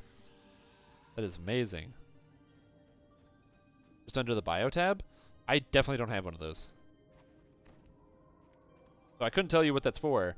What I can tell you is that there's also do not use, which I find really funny. I feel like there's a couple things that should definitely be updated. I think the problem is, like, I don't think anybody has ever really used reactive heal except for Nilsson right here. He does a great job of it. The dragon shards are in place, so let us begin the ritual. Clump on me, I'm going to cast a Primal Scream. Power beyond imagining. Now join me, sister. Let go of your physical form and join me. Gives me 37 con, 53 strength. Not bad. Become one with Rolls. And it takes so many Reaper points to actually get all the stuff that's up here. Loath vanishes without You could even imagine having 30 Reaper points. That'd be crazy. energy. And for an instant, Or 40, as much as you need to get all the way up here. then a sudden onslaught of the Spider Queen 40 points. What do you get? 2 melee range power. Oh yeah. And This guy's about to get stunned.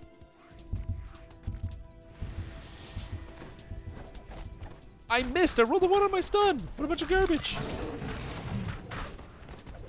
I'm gonna kill everybody else here. Kill everything, and then I'm gonna go after that guy. Annoying. Oh, whatever, he got stunned. Problem is, he's still gonna dodge, even though he's too much jaded. The beast mark. And I have no way to penetrate dodge chance. Ooh, I like Jade Strike though, that increases the damage that monsters take from physical by like 25%.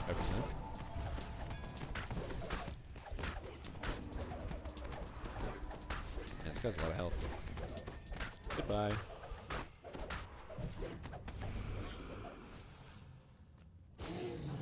But I unfortunately don't have one of those DNT bio or DNT tabs. I really should update my bio. Because there's nothing in it. Beat the Dragloth. Oh, we have spiders. Get them.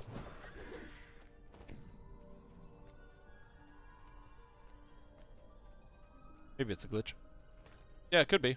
I would say definitely it's a glitch. ahead lies a glimmering Sometimes I've seen people log in with all sorts of different kind of crazy glitches, like that have been active.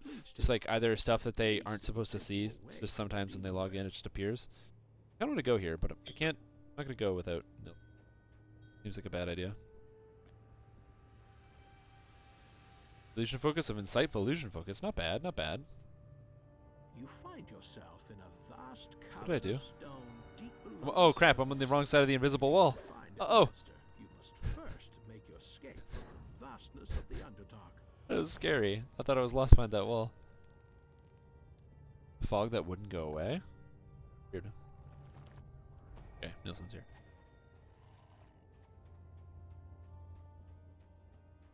Can't believe I'm casting Fox's Cunning on myself. That's not a spider. He's murdered.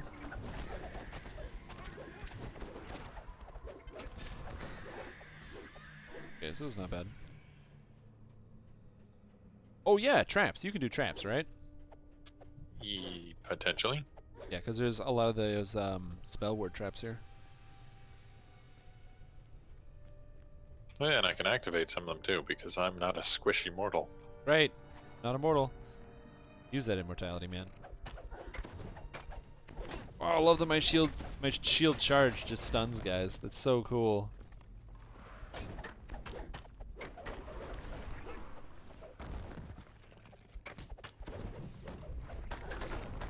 Get him with the stuns.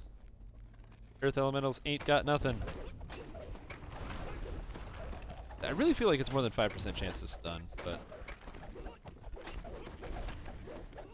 just by the frequency and how often this actually lands.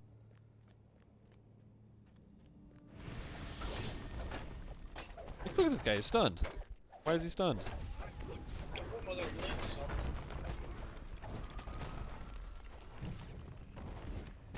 Uh-oh. Oh, rest in pieces. One shot. Yeah, he did not like you. We got the super champ, or not super champ, they got the spider over here too. The sound of battle. I like that our monk is also healing for almost 250 on me. That is awesome. I love that. I stunned 2 Astral Harrowers. There's no way that's only... No, I stunned- Carnage! Oh, Jesus! Oh, rest in peace, man. I'll come up and help fight the spider or something. Oh, there's a lot of spiders. Coming in! Yeah, that's what happened. You notice they're all splintered on me?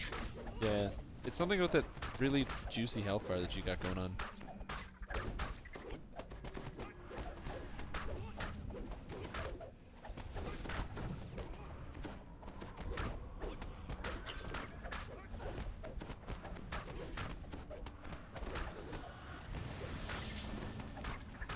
Man. Just like the base damage this character does. My regular auto attacks are aiming for like 130 damage.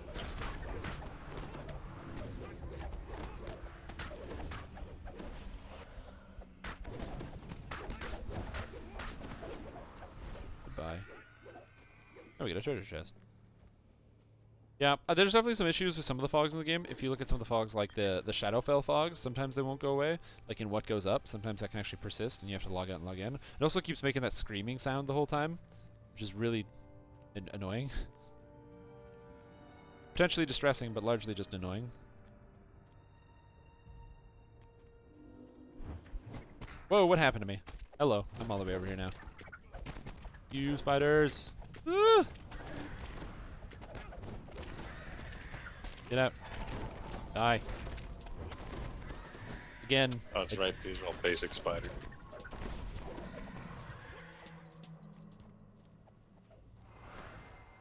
I forgot I can dash ahead with my leap of faith. I am a fighter.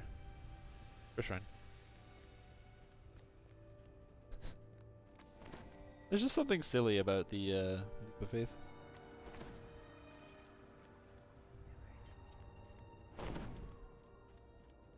Oh, auto run. Thank you. Okay. I can actually cast Greater Heroism on myself. You have stumbled into a Oh no, wait, I don't have to because we have a lock. Oh, magical warrior. anything like the drow you've One reason why I love warlocks so encountered. much. They can do everything. And they Warlocks also can don't do refuse to crazy amounts of damage. They can tank. They can cast Greater Heroism. I never complain to those warlocks in the party. They usually just make quests, a lot of different quests, easier. The only time I complain when there's warlocks in the party is if you're doing Korkaza. That's when I complain that there's warlocks in the party. Because they all play Enlightened Spirit and they don't do any damage. They take up space into the raid.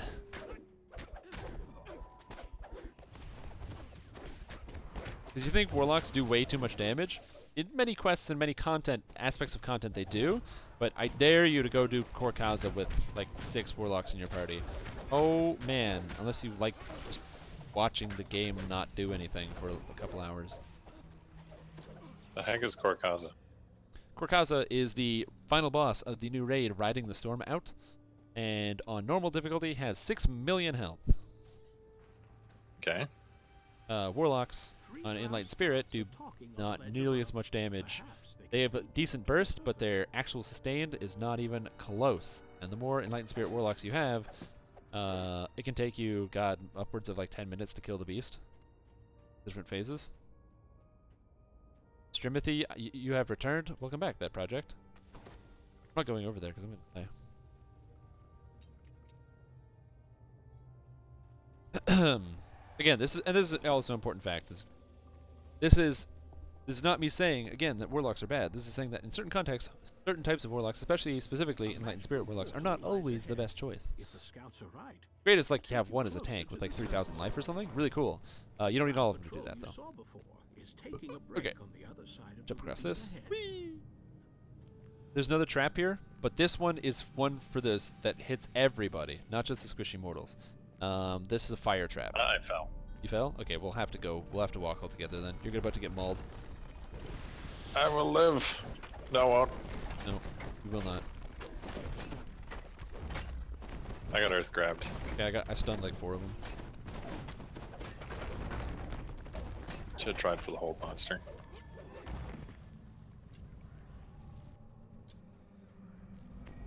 Yeah, I will walk ahead of you.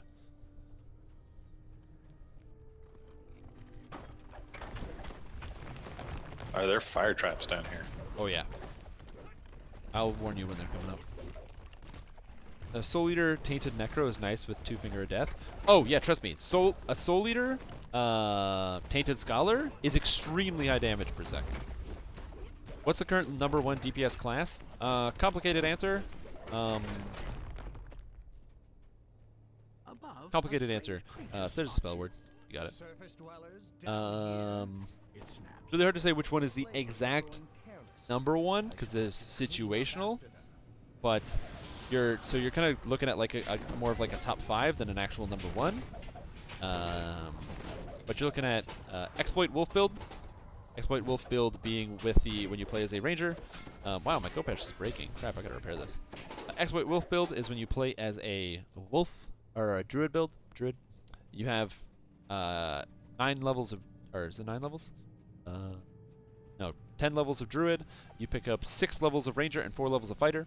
The combination class build here allows you to use single weapon fighting and 2 weapon fighting at the same time, which you're not supposed to be able to do. But if you do happen to do that and you use both of them at the same time, that gives you all the benefits of single weapon fighting and 2 weapon fighting, and you can really amplify your primary weapon. And you have an insane amount of attack speed and damage amplification. You can basically get higher damage than anything else in the game. The Swashbuckler Bard is also one of the highest damage in the game because of the critical multiplier and ratios you can get, as well as single weapon fighting, again, just being very, very powerful.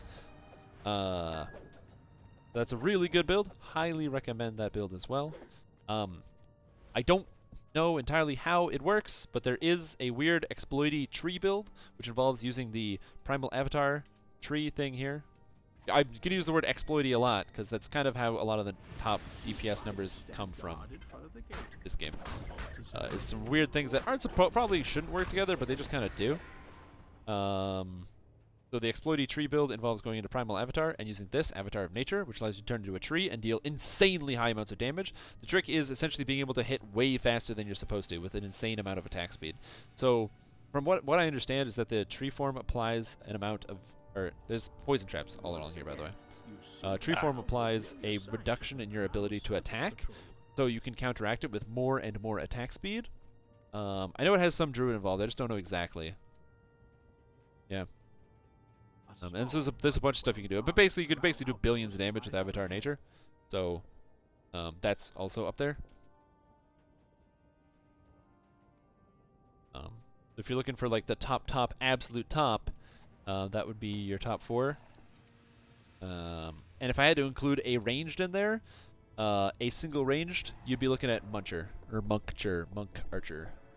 Because of the amount of damage they can deal, thanks to 10,000 stars, among other things. You get that? I'm going to crush up there. Whee!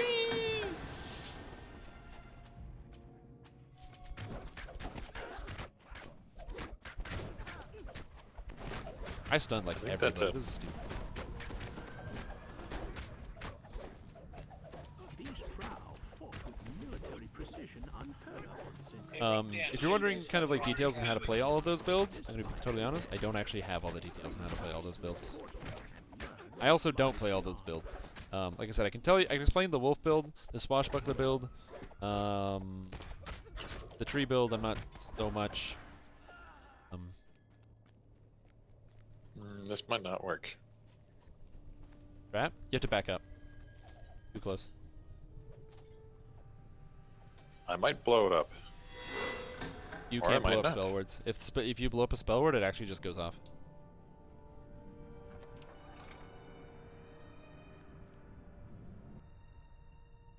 Yeah. That's pretty much it. You know, there's a lot of interesting performance out there, and things you can do. Then you have stuff that's just a step underneath the absolute top tier. You have Paladin Ranger, dual wielding Kopesh. You have Pure Ranger, dual wielding Kopesh. You know, extremely high. You have Fury Shotter, Great Crossbow, extremely high damage. Can we get a haste? Yes, you can. In we go. A fresh breeze blows down from it. The leader of the Drow turns to confront you. Oh, lag. No. Trying. Just can't. My thing just drags me all over the place. I'm literally just working on ad control right now. Trying to kill all these archers and stuff that are killing everybody. Hello. The villagers in the cage anxiously point to a large lever near them. Oh god. Goodbye, archer. Yeah.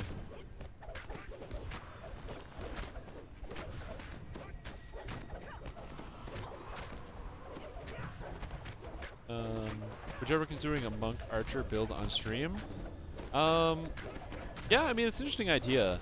The thing is, I really don't entirely understand how the damage works. I can tell you that it does work. I just don't entirely know what the build is. I know it's strength-based, and I know you have a high wisdom. I know you barely use any dexterity at all, because dexterity is just used for getting some of the stats, but really it's just a strength build, because you get your strength extremely high.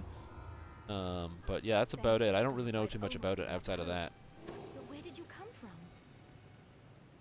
But yeah, I mean, I consider trying to play it. It's on my list of builds that I really want to play someday. The problem is, I have so many self-created builds. The thing that's interesting about DDO is that having the absolute most damage, to me, is not the most important thing. Maximizing the builds that I like to play is the most important thing. Good work, everybody. We're going to do Evening Star Chain after this, for those that want to stick around, on Reaper 1. So that's going to be the ones in the King's Forest. So feel free to stay if you'd like to. Take a 5-minute smoke break, chip buff, that sort of thing, and then we're going to get started. That'll repair, all that jazz. Say that because I gotta go to the ship anyway. I gotta decon all my stuff. You think you gotta repair? Oh, I gotta repair. I broke my sword from killing too many monsters.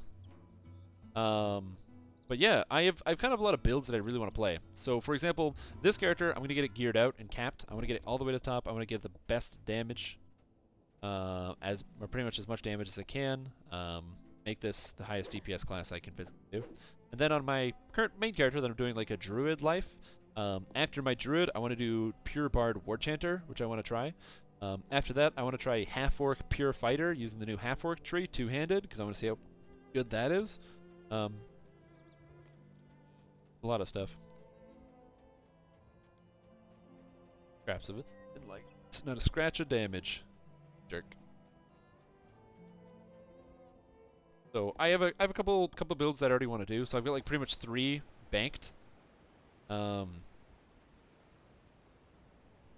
Snowball build I currently have shelved at the moment for a couple various reasons. The biggest problem is that it's super tedious to level. The build does like very little damage right now until I get the actual snowball, and it's just so tedious to level, and I just haven't used my time to actually put it up there. It still exists. God, it's super tedious to level.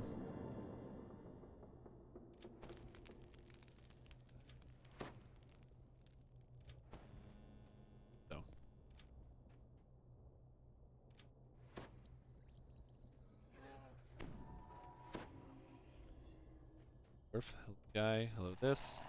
Okay, so I don't want to sell, I want to go upstairs and decon, but I do want to repair. I can do that on the first. Yeah, doing a puncture build would actually not be that bad of an idea. Haven't done it, realistically. Alright, let's do some deconstructions. These are not adamantines.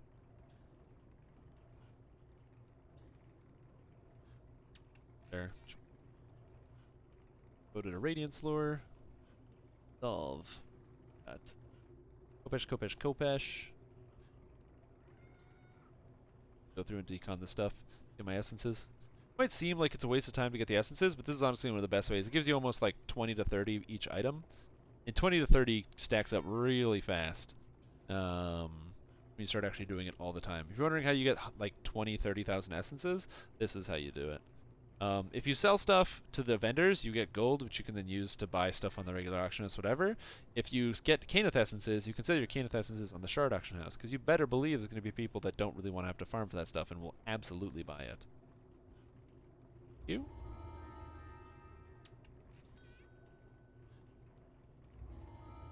Later, man. Thanks for coming. Hope you have a super duper evening.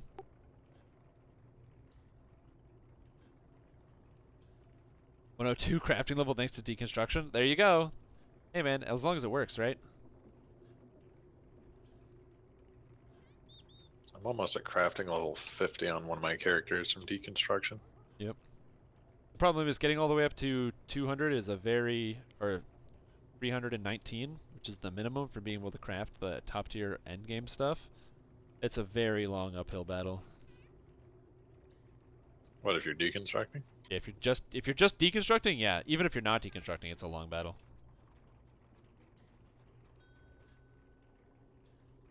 Need to go to GH for Topaz of Power. Go to Giant Hold as a power. I have 8 points. Or not 8 points. I have points I can spend an Exalted Angel. Kind of don't need to max this out right away. I'm probably not going to. I'll probably just swap into something. Fatesinger. Let's just swap to Fatesinger. I don't think I get anything from actually being an Exalted Angel. It doesn't actually give... Yeah, this Exalted Angel gives nothing to my character class right now. At least Fatesinger will give me, like, melee power for every level. It gives 4 melee power, so at least this 5 would give 20. Exalted Angel, absolutely not. Oh, exactly. And realistically, getting the level, like raising the level of your crafting, is one of the more difficult aspects. Although getting the actual collectibles is also very time consuming. The trick is, and to make this easy on yourself, so collectibles. On any characters you make, just buy a small collectible, or get the small collectible bag for free, and a medium collectible bag. You can buy one of these for 750k, or no, 750k, 7,500 platinums from the dude in House P, which is just not a lot. You have hundreds of thousands. In the erstwhile Emporium. Erstwhile Emporium. And with these 2 bags, this gives you enough that you can pretty much do quests for like 6 hours straight and then not have to empty your bags. You empty them out every once in a while.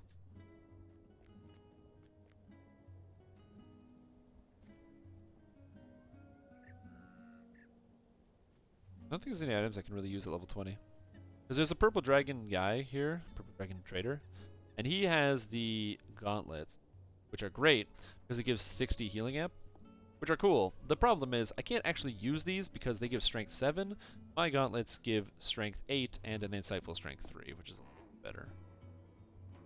Can't really. I don't think I have any items I can actually use with this guy. I do have a lot of items though.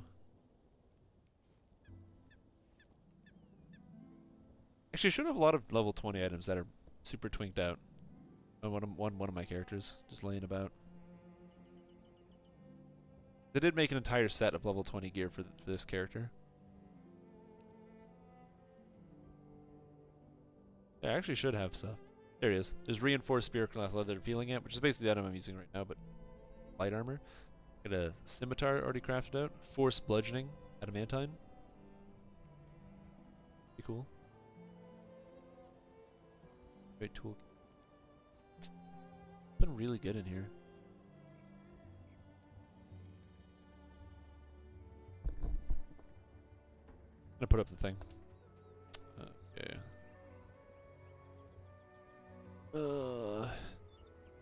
King Star, chain 1. I don't know why I put chain in there. Oh, I'm not eligible for bravery bonus because I'd already done this quest. These will be eligible for a bravery bonus on, starting with impossible demands. That's pretty cool. We'll get a lot more Reaper XP from this. Fossil bag. How was my vacation? It was awesome, man. I'll tell you one thing. Just not going to work for like 3 days in a row was amazing. What did I do on vacation? I watched like 10 movies. Oh god, what movies did I watch? I watched Hot Tub Time Machine 1 and 2. I watched that Adam Sandler movie, The Do-Over, which sounds bad. It's like, oh, Strimtom, you're watching like some Adam Sandler movies or something? Yes, I was. But more importantly, The Do-Over was a surprisingly good movie. I really liked that movie. It actually was like surprising how funny it was. Like a new Adam. And all his new movies before and were not that good. But all the ones that are on Netflix that he's making are actually pretty good. God, what else did I watch? I watched so many movies. So I watched like 10 movies. Played a bunch of Overwatch. Got pretty drunk a couple times. Made a lot of good food. Oh, man. Bought like 2 pounds of ground beef before I went on vacation. And then just every day made something different. Oh, so many good burgers. Oh, man. Don't forget you played some Destiny.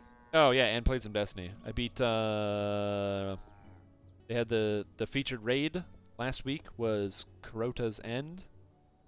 And the one before that was Wrath of the Machine. So I did both of those. Challenge mode. That was fun. Those challenge modes are actually a lot of fun.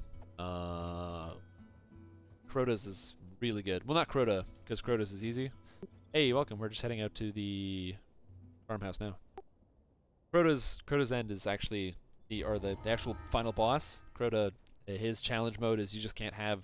It's like you have to kill him with this special sword, and the challenge mode is that you can't have more than, or one person can't use the sword more than once. So basically, if you have like at least 2 people that know how to actually do the quest, or how to do the raid, then you can beat it. A couple titans.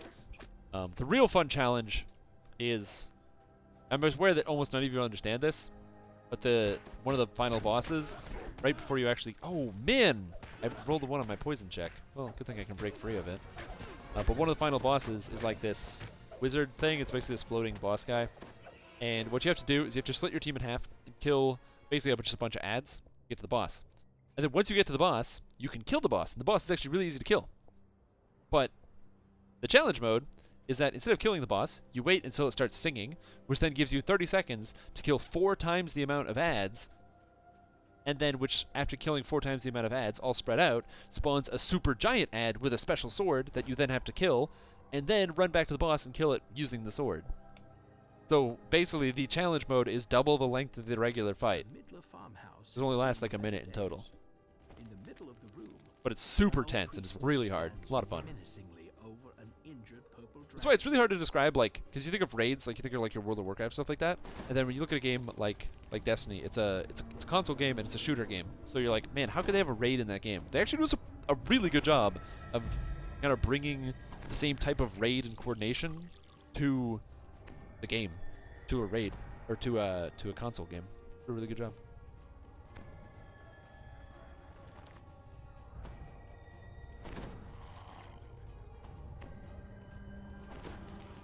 This guy's a monk, but he doesn't have a stance on. Rogli the Maw of Chaos. Not know why he doesn't. Did I see that zombie movie you recommended? I didn't actually see that zombie movie you recommended. Now I feel bad. Where is it? The priestess demands. Do not play games. Where to die?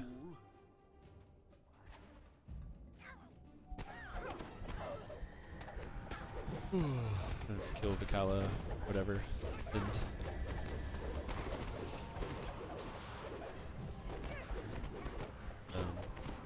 that's why I'm definitely excited for the sequel. Good. Although, to be fair, I'm more excited than the second Destiny game. I'm actually way more excited for the new Lord of the Rings Online expansion because it looks super, super good if you haven't seen anything about that. The new Mordor expansion for Lord of the Rings Online looks super good. Priestess is gone. Her words ring in your ears. If I see you again, I will sacrifice every last hostage. Stealth will be required if you wish to These bastards. more innocent bloodshed. Goodbye, Drow Wizard. Man, these guys only have 3,000 health. Oh, God. I'm dead. Oh, I'm so dead. Oh, help. Oh, I'm dead. Yep. There's no way. Oh, she's back. That's fine. Just kill everybody else in the room. Kill the ads. Ignore the boss. Thank you. Go behind this guy. Stunned. Later, bitch. Okay, once they're done, now once everyone's dead, then we rescue the people. Rescue. Yep. Get out. Get out. Get out. She gets really upset that I'm trying to save them, and she eats all of them. And once they're all eaten, oh, we actually saved one. Yay! XP. And now we kind of just kill her. Damn, dead. No Elder Scrolls Valenwood? Elder Scrolls Valenwood? That. Did I miss something? Is there a new game coming out? Do you mean Morrowind? Because that game I'm also super excited for, but I'm not sure about no Valenwood. Man.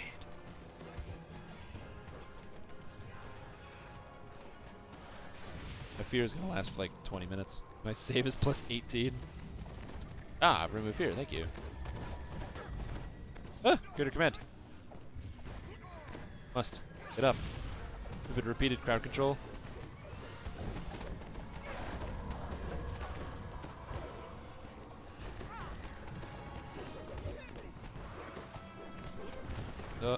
Get up. I want to fight him. I want to fight the boss. I'm literally just lying down and doing nothing. Oh, the fear. Oh, I rolled a 20. Yes, get him. Oh. Get bent. Vikala, you're dead. This was 60,000 XP? I only got 36. Oh, I have an XP pod going, so. Ah. Oh, because we have bravery bonus now. First time completion, elite, bravery bonus, and Reaper difficulty. Sweet. Oh, we didn't kill enough monsters to qualify for Reaper. Whoopsie. That kind of sucks. How did... I guess. Yeah, we didn't kill enough. Get stunned, jerk. Problem is there's like way too many good games coming out. I still haven't even finished playing Mass Effect. Which I'm probably going to do.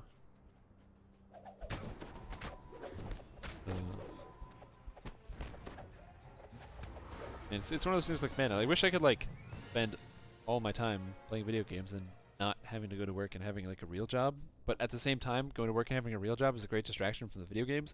Kind of is able to really exemplify some of the reasons why you enjoy some of your video games, because it's like, man, it takes you away from some of those things. It gives you a great bonding experience with your friends, a thing to do. Friends? Yeah, exactly. It thought it was BB or Reaper, not both. Sort of. You just get less experience. So if you, Reaper, let me give you the Cliff's Notes. Reaper mode gives you less experience if you're over leveled, and you can't do it 6 levels or higher. So, if you are doing a quest that is level 10, and you are level 10, and you do it on Reaper mode, then the quest becomes level 12, but the base level of the quest is 10. And as a result, because the base level of the quest is 10, you would then get full Reaper experience, 100%. However, if you do it at level 12, because it's a level 10 quest, on level 12, you still get bravery bonus. Because, for whatever reason, apparently it's seen as being brave for doing a quest that when you're over-leveled for the quest. I'm aware the quest becomes level 12, but the original quest is level 10. So, you get bravery bonus. Cool. Sounds good. Well, what ends up happening is that even though you get that little bit of bravery bonus, the Reaper experience is cut in half. So you get 50% less Reaper XP simply because you happen to be 2 levels above the base level of the quest. So we still get Reaper XP, but we're getting half as much Reaper XP as we should. Or not as we should, as we would otherwise get.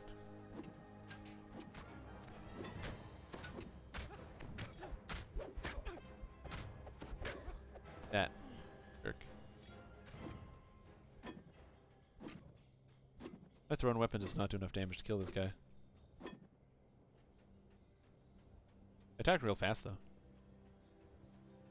Bravery bonus should probably scale by how much over level you are.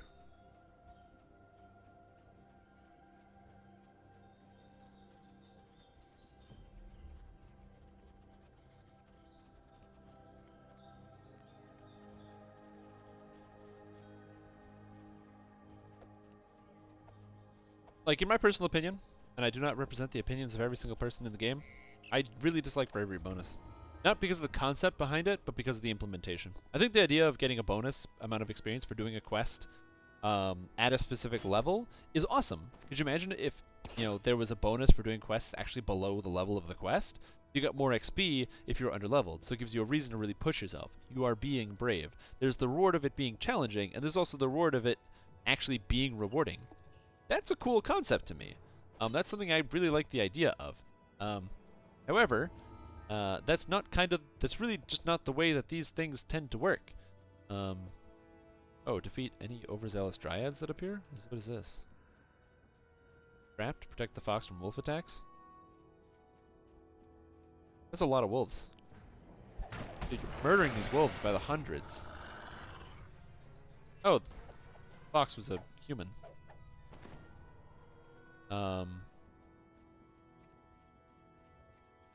Oh, three combinations. That's cool.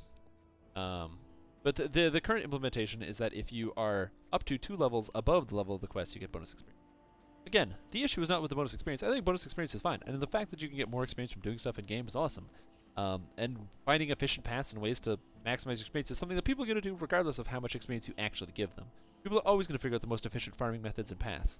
You can look at, if you look at the early development of a game like Path of Exile, when that game was in its, not even alpha or beta, but in early development stage, there's an interview with some of the developers that basically discussed the fact that when the game had almost nothing to it, it had like only a couple items and no skills. You couldn't even pick a class, you couldn't play any specific characters, anything like that. But the game had almost nothing to it and was just bare bones. The players that they had playing the game, which was like about 15 to 20 people, which is usually like friends of the developers and stuff like that, still discussed things with one another and made super efficient farming paths for a game that had like no items, and people are trying to figure out what the best items were that you could possibly find, and what were the best areas of the map to go to and stuff like that. In a game that had nothing in it, because that's just what the very hardcore gamers do. People will always find the most efficient paths. And then, once they find the most efficient paths, will then take those things and post them on Reddit, so then people can see those efficient paths and kind of copy them themselves. It's just the natural, state of gaming. As something will be figured out, then it will be parsed into easily readable language for everybody. Somebody writes a guide, and then bam, everybody's doing it. So I don't think there's any inherent problem with having an efficient way of gathering experience points, even if it's either hard to find or hard to do. But it's just the implementation, man. Bravery bonus should challenge you. It should reward you for doing something harder than the regular content. Just should. Like, man, you spent time getting your teeth kicked in this video game. Have some XP or whatever.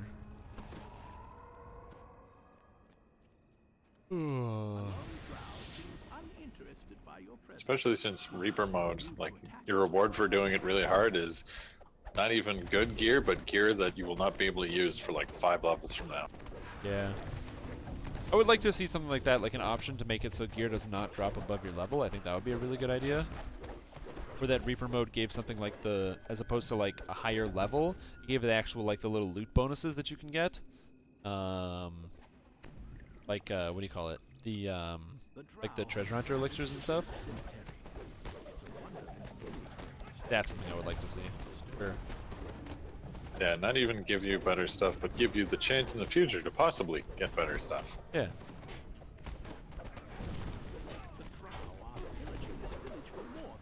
Villager. Alright, let's go murder some guys. Trees have been uprooted in this area. The drow must have dug deep to find as many. Nyax biting cold? Is that gonna kill me? I have no idea how much damage this Nyax biting cold is gonna do to me. Apparently no damage. Oh, that skeleton is like super dangerous.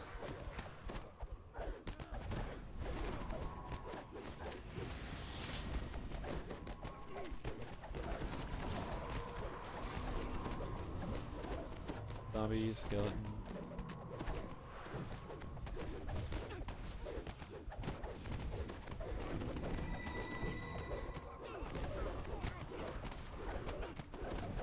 Uh-oh, I'm helpless. Oh, because the strength damage?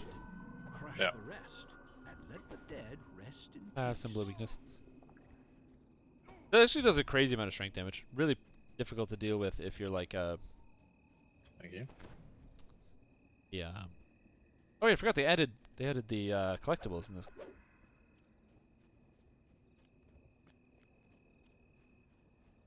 Rogi seems pretty strong. He doesn't have any of the tanking stances either. I have no idea what this guy's build is.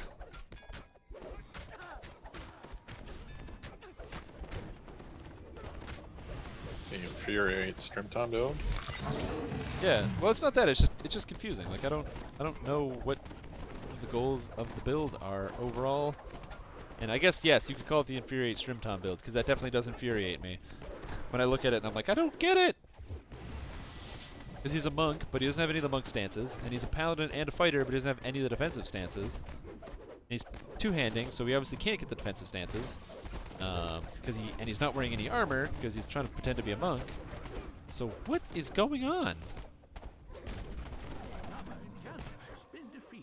Yeah, I don't get it. Wait, couldn't he Kensai into a stance?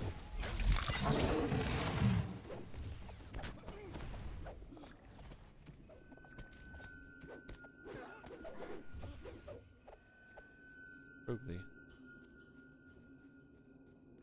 Still. No, there's no. I don't know.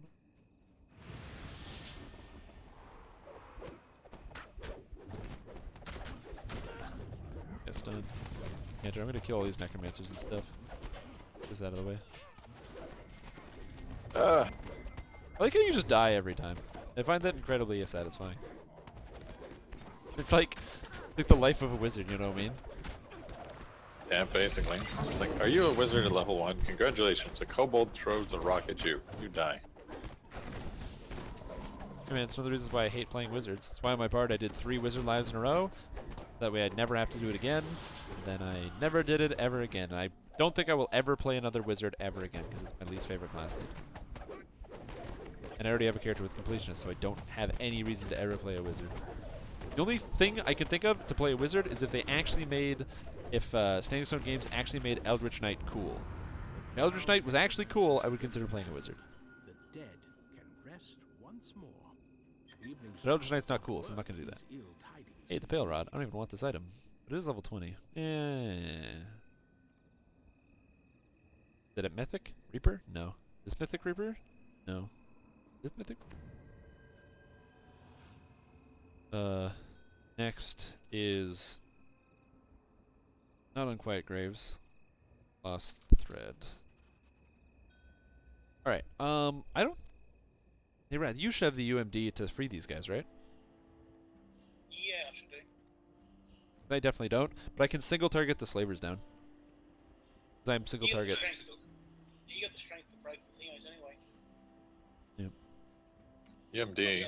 Can I disable device all their things? You can disable device, and you can also... hey, bandits. Your chest.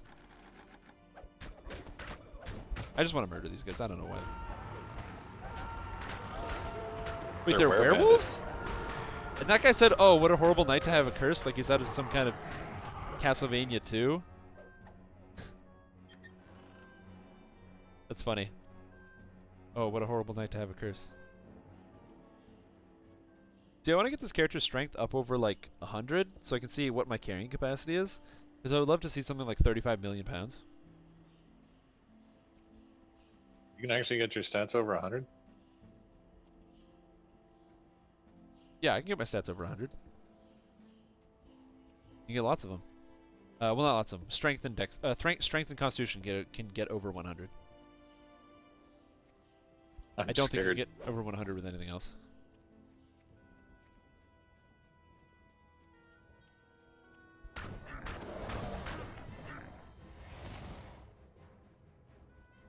I mean, if you could actually get your intelligence to 100, there might be a reason to play a wizard. Yeah, but you can't, unfortunately. But you can get your strength over 100. With barbarians can do it relatively easily because with rage they can get rage allows them to get their strength up by an extra 11 points on top of pretty much everything else that they can do, which is kind of crazy. Like all the strength they actually get out of the tree and stuff. That's quite a bit. Plus, rage actually stacks with other rage bonuses like Primal Scream for an extra 5 points. Up other things. And then when it comes to Constitution, several classes get a lot of extra Constitution. So, for example, Paladins and Fighters can get 6 extra points of Constitution on top of the Constitution they already get from their miscellaneous trees. I mean, hell, the Fighter, Stalwart, Defender, Capstone, which is something I don't think any person's ever taken before, but Last Stand is a passive +6 to Constitution. Like, what? That means that one tree gives you, if you take the Constitution, all of it out of the tree, gives you 14 points from one enhancement tree. The problem is, Last Stand is kind of okay bad. It looks good because it gives you a bunch of stats, but then, and it gives you an action boost. The action boost, oh, Elman's just going to talk over me. Damn it. And the action boost gives you, what is this? You were healed a D10 positive energy healing when you were hit by monsters, which seems like a really good idea, but it's more difficult to get your healing amp higher as a fighter than it is as something like a paladin, and in a more difficult sense, that healing is produced by yourself. So if you try to use that ability, but you're in Reaper mode, it does nothing, and, no, that one. So if you're in Reaper mode, it does pretty much nothing. And if you're playing anything that can't be healed by positive energy, like a Warforged, it does nothing. But it's kind of neat if you're playing a fighter. It does give you 100% extra max hit points. So if you are playing as like Vanguard fighter, or not Vanguard, a super tank Stalwart Defender fighter, you can get your HP well over 5,000 points. Then with Last Stand, you can use this to bring your HP over 10k. And then if you do that, as well as using, was it Unyielding Sentinel, the Unyielding Vanguard, for 10,000 temporary life. Bad. I hate positive energy healing. I know, right? It just won't repair. Could you imagine if there's Healing Spring, but for repair?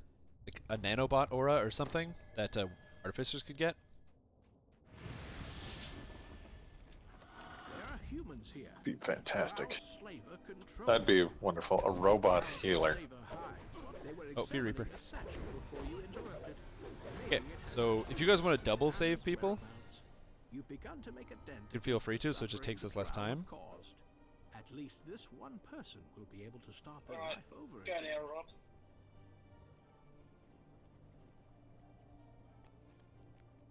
And again. Oh, by the way, double saving, for those that don't know. Double saving is when 2 people save the same villager. It basically just lets you clear out the achievement a lot faster. So if you look at that, 3 people saved some of these guys. So it just basically means once you get finished that, you can then kill the rest of the slaves and not worry about it. I targeted the slaver. As you search through, our slaver and his Double Famine Reapers. We got our Famine and Carnage Reaper. Hello. Right. Get double saving, everybody.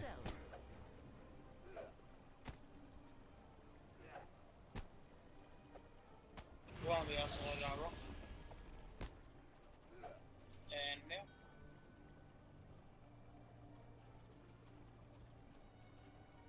Go on the heroes all up here. Someone's going around and Sneaky Wink is doing something.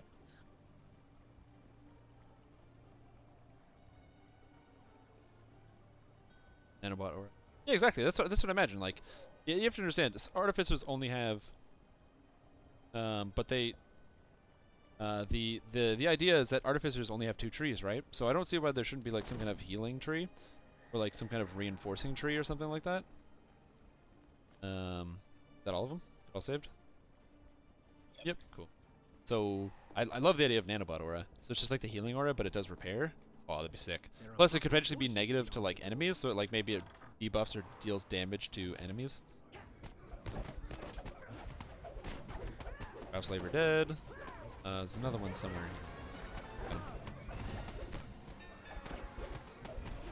Got him. Whatever this temple once was, the Drow are now using it to corral Oh, double save those guys. captives.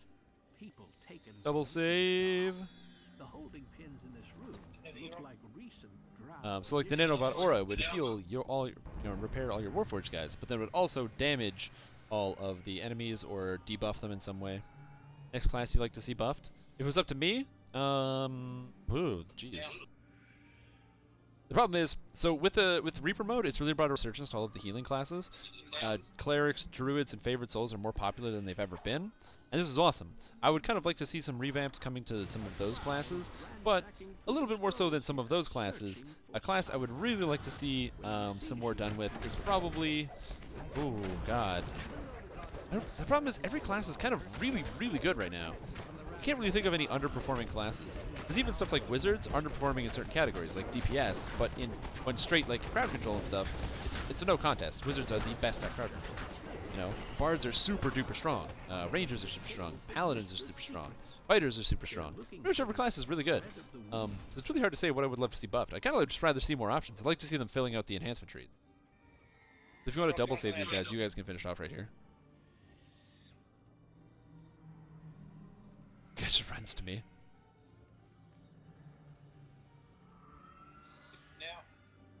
But yeah, man. What class would I like to see buffed? It's tough. I'd like to see filled out trees. I don't really like the War Priest tree that Clerics and Favorite Souls share. I'd love to see the War Priest tree deleted, and to give Favorite Souls actual trees. Hey, what's going on, Andrew WK 1984? Or Andrew K 1984. I don't know what it said. Habit. Insomniac. That's true. You are a bit of an insomniac. I mean, hell, it's 9:53 here, and that means in UK time it is 2 o'clock in the morning? 2:53? Double save. Sweet. Now we murder all the slaves.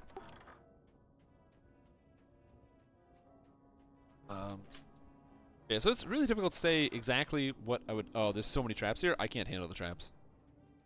I can handle the traps. I just can't handle the people. Yeah, I'll get the aggro. Yeah, I got them all aggro on me.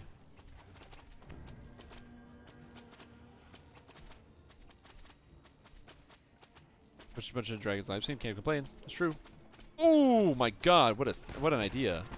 Oh, I don't have Leap of Faith still. Damn. I jump right up there. 4 a.m. and the sun is up again. Yeah, man, but you're a real trooper. Not only are you watching the stream, you're doing all the healing. So I will never complain if somebody wants to play a healer and heal me.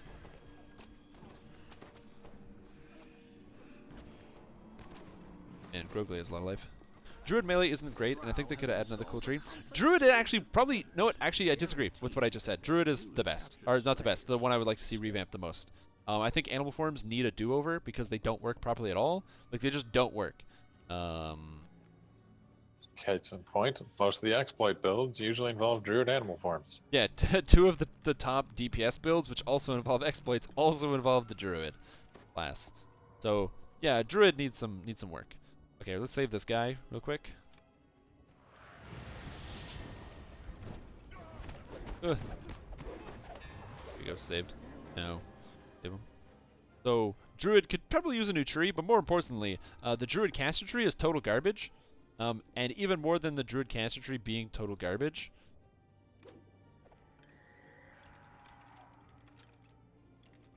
Okay, so...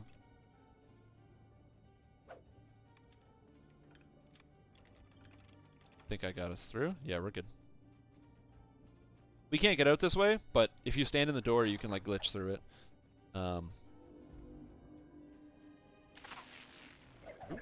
Oop. AoE! Oh, everything died before I could even do anything. Man, being a fighter sucks. We can AoE everything down now. We don't need you. Yeah, pretty much. Okay, now the traps here are gonna kill me as I'm on my way up. I'm gonna wait for somebody else to go. Ooh, counter trooper. Hello. Goodbye. Yeah, I'm gonna die to those traps up there. I'm working on them. Yeah, if you get that right one, I'd be ever so grateful. Yeah, exactly. So I would love a rework. I think that the idea behind the bear is amazing. The problem with the bear is that the animations are garbage. The animations are what's holding it back. The actual builds might actually be okay, but the melee auto attack animation is so bad. One, it's just confusing and hard to understand when you're actually attacking, and it's just a slower attack speed than pretty much any other character class in the entire game. It's got this weird double attack, which is kind of dumb. Like it's a whole mess. And on top of that, the fact that nothing scales with it, most of the weapons don't work. You can't change the base damage type because it's always strength because you're playing as a wolf, which seems counterintuitive. You would imagine that if you say you cast Flame Blade as a druid, it'll let you use your wisdom to propagate through the damage, but that doesn't work at all. It's always strength. It always counts as unarmed. And it doesn't work like the new hand wraps do, which would be the obvious goal, but that is a lofty goal and is pretty far down the pipeline, I imagine. Something. So I would love to see an update to Druid for sure, probably as my big next one. I mean, if it's up to me, man, I have like dreams of how I would change the Druid. You know, what I would want to change, what I would want to update. Like for starters, I would love to see more animal forms. So as opposed to just, which is not to say that like the animal forms we have are bad. Wolf and bear are fine. I would love to see more wolves and more bears. What about a warg form or a black wolf form that give different types of stats, which you can kind of customize to fit with your type of build? For bears, you could have a polar bear build or an owl bear build. You know, something that kind of changes the way your character performs. So then you could have multiple different ways to play the same type of build. Or at the very least, cosmetics for animal forms. I would love to see something that you could buy in the store that would affect the way you look while in wolf form or the way you look while in bear form. Oh yeah, murder all the villagers so we get closer to conquest, please. Build is a tree build. And it goes back towards the exploit you mentioned earlier with using all your cleaves. Exactly! And casting on another more forms would be nice. Yeah. I mean, I really like the caster druid forms. I think the fire elemental form and the ice elemental form are really, really good. But the problem is they have no spells, man. Druid 8th level and or 7th, 8th, and 9th level spell lists are basically empty. They don't have any spells. So when you play as these characters, like as a druid, and you get to the high level and you want to be a caster, like you pretty much can't even put enough spells in your actual spell book, or like learn enough to be able to cast spells, which is problematic. So And I'd also like to just see more spells in general, more high-level spells, more variation. Because the ninth and eighth, or the eighth, or seventh, eighth, and ninth spell lists for most classes that cast spells are very lackluster and uninteresting. I would love to see more variation in those ones as well. More higher-level spells would be really good. Well, that's because they took out all the cool ones, like Wish. Where's Wish? Yeah, Wish should be a cool spell.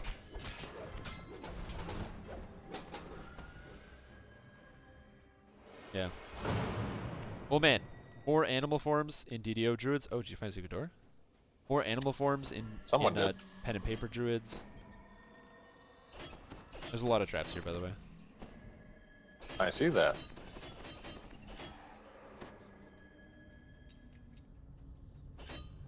Just.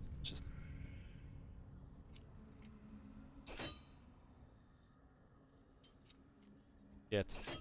Yes, chest.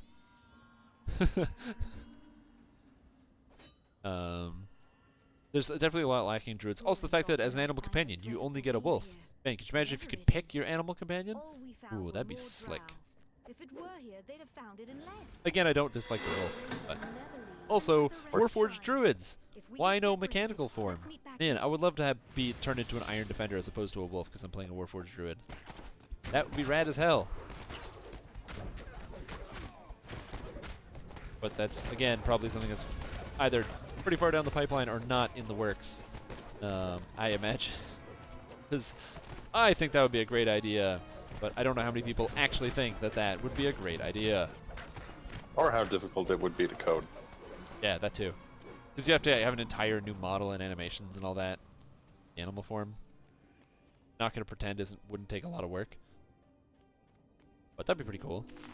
I mean, copying the Iron Defender forms would be okay, but then again, you have to make sure that their attack animations will line up with the speed that most players attack with. And also, more important than that, you still have access to all the wolf spells, right? So, like, you have to have all the breath attacks, the pack flip attack. I think the wolf animation, like, the actual wolf animations are amazing. I love the way the wolf looks, the druid wolf. I've always wanted to play a wolf build, but I've never actually done it. Not even an exploity one, just a build using the wolf as a druid. I've never done it. I still want to. That's not true. I played a caster wolf druid, where I played as a caster, not melee.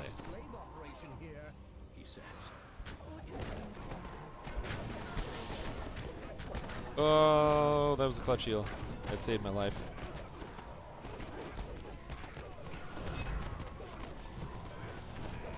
Archon Knight. Hurts. I mean,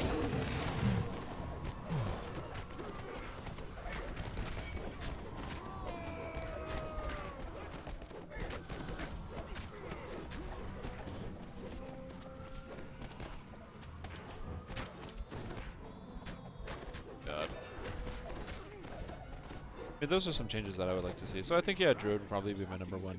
Doesn't change. Ooh, monsters.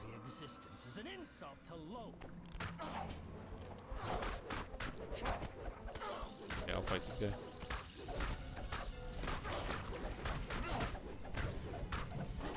Guy really hurts. Guy really hurts.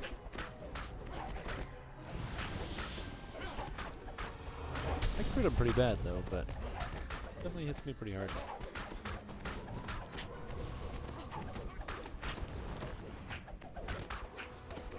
Crit for 1,000, damn, that feels good.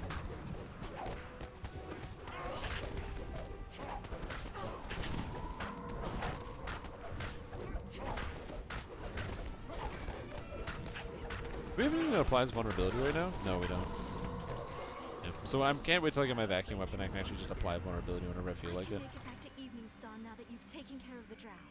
I'll tell Elminster about my new abilities. I'm sure he can help. Hey, look at that. Ancient gemstone. Mythic armor boost. Oh, you got a mythic one? Oh, you got a mythic gemstone. Sick, and that's level 20. Did you already have one? I did not. Cool. There you go. Constitution 7. And all those defensive stats like the resistance and the good luck bonus, an extra +2 to all saves, and skill checks, which will actually help you with your rogue stuff. Plus mythic. Plus mythic. Man, talking is hard. I'm gonna take level 21. really get anything good, but can do it. I can also spend my points in Fate Singer right now if I want to. Strength. You get another feed at 21.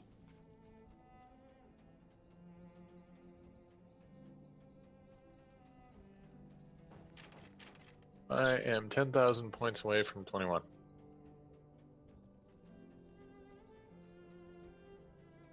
Where am I going?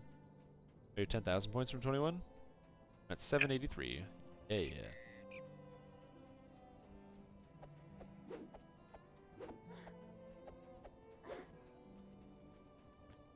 Ah, I'm a blade forged.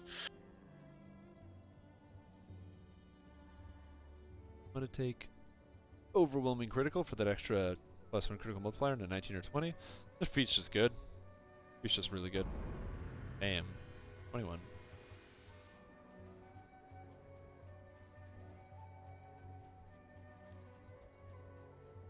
Can't really use anything until I get to level 22. When I hit 22, that's when I can equip a Thunderforged Kopesh, which is just really good. You still digging the Tune Epics? Dude, I'm playing in Exalted Angel and Fate Singer, and I am crushing it. And we're doing Reaper mode right out of the gate. So yes, I'm digging this Tune Epics. I'm having a lot of fun with this. I really like the way this character plays and performs. I'm going to take this item. I'm going to start taking items. I don't need the stupid comms. I have 1,000. Insightful Diplomacy, Wizardry, Charisma. I'll take it anyway. Wait, which one's level 20? Damn. Is that new race any good? I think it was called Dragon something. I stopped playing right when the update came out. Dragonborn? Is the new race good? That is a difficult question to answer. Are Dragonborn good? So let's get started with to answer that question. Sort of. Depends on what you're playing. So for example, I'm playing a fighter. Dragonborn get +2 to their strength and their charisma. So that seems kind of good. But the problem is the sacrifice is pretty much they get nothing else. It's just strength and charisma. They get a -1 on dex. If you're playing almost any caster, the extra feat from being a human will benefit you probably more because that gives you either more spell penetration or +1 to all the DCs, anything like that. So the only way I could really see Dragonborn being better than something else is if you're playing as either a sorcerer or a druid. Sorcerers can get Draconic Knowledge to give them bonus cast level and their main damage stat, which if you're playing as a lightning sorcerer can really pump you up, and since it's actually good. And then druids, all their enhancement trees are so bad you can put 0 points in your enhancement trees and still be the same actual strength of druid because the stats are horrible. Like it's a horrible class. Or like the enhancement trees are horrible. The base class is great. The spells are good. The abilities are good, but the actual enhancement trees are good. So you can put pretty much all your points in the Dragonborn tree. But for anything else, I don't know. It's okay. The breath is a decent attack, but the damage is kind of undertoned. It doesn't do as much damage as it probably should. Although it gives bonus to your breath attack, so this helps you if you play Draconic Incarnation. Yeah. The enhancements are pretty cool, but pretty much other than that, it's kind of boring. It's kind of whatever. Yeah, so you get an inherent breath attack. And if you're playing as like a druid or a sorcerer, I can actually see it being relatively good. Now you might be wondering, okay, then what's the purpose? Why am I playing as a Dragonborn? Usually I have reasons for doing all the different things in my builds. So Strimtom, what's the purpose? Why are you doing what you're doing? I think they look really good. I really like the animations and the models of the actual Dragonborns, so that's why I'm playing as one. I think it just looks really good, so I wanted to play one. So that's why I am. I really like the way they look. I think they have good style and design. I think the actual faces look fantastic. Look at my character. Look how cool I look. So yeah, I'm playing one. This once prosperous neighborhood at the foot of the Temple of Amonator has turned to charm. Kill this necromancer. That guy's dead. Done all these guys. Ooh, this guy's going down. Get out of here, necromancer. And I don't know what hit me. Something hit. No damage. Keep going. I just really like the look of them.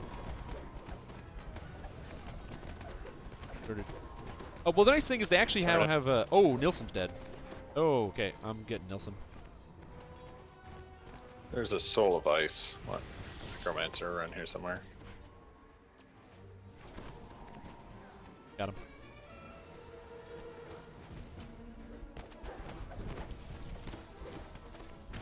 I'm gonna try to take no soul cruelty here. Good Fate Singer.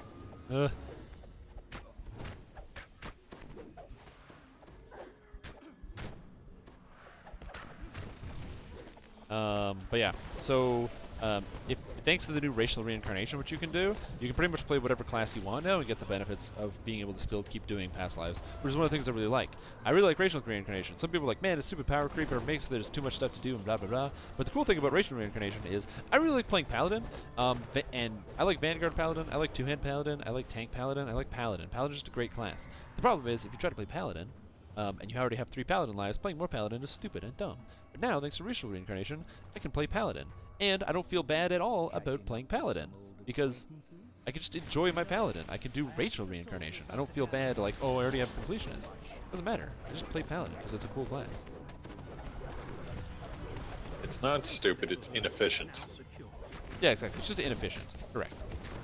And now I can just be like, oh, I'm gonna play a Warforged Paladin, get a Warforged past life, and then I'm gonna play Dragonborn Paladin, get Dragonborn past life. I'm gonna play Human Paladin, get Human past life. I'm gonna play Halfling Paladin. That's not true. I'm never gonna play a Halfling. Halflings suck. Now, if you reincarnate, do you, like, say, so you hit level 20 on your fighter, right, and you reincarnate, do you get fighter past life and Dragonborn past life, or do you have to do separate? They are separate. In fact, uses a new item called the True Heart of Blood. Does not use a True Heart of Wood. I'm gonna pull this stuff.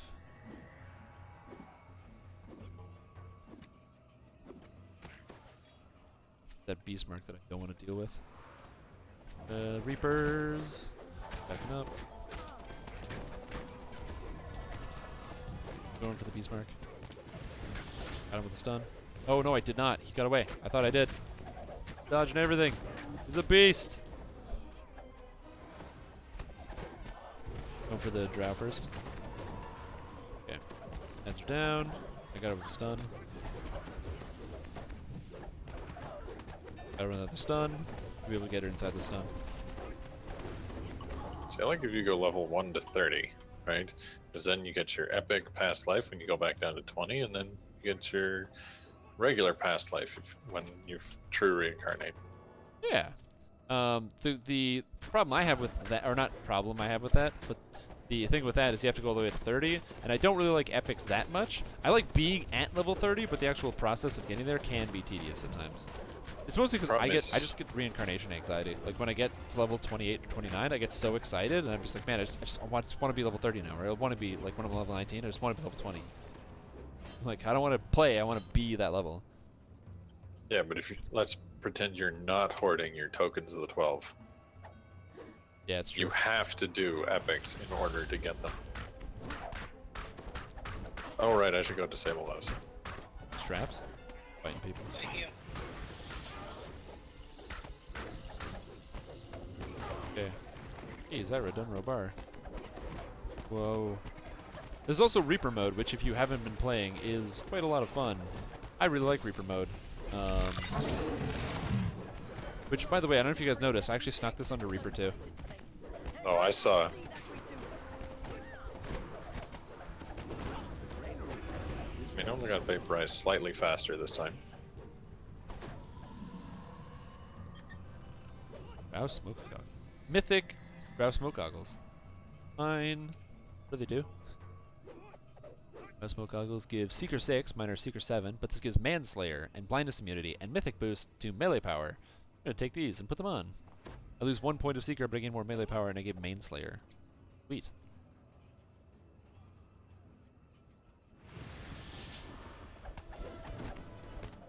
Oh yeah, also any named item can now spawn with a mythic boost, which makes all named items in the game just more valuable because they're more versatile now.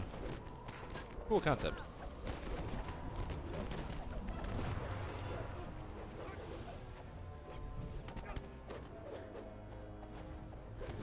Yeah, so there's a lot definitely going on within Dungeons and Dragons and the new stuff, content that's going to be coming out. The new raid as well, if you are a big raiding guy, like a raiding buff, the new raid, Riding the Storm Out, has some interesting mechanics, and it's probably one of the more interesting raids we've received.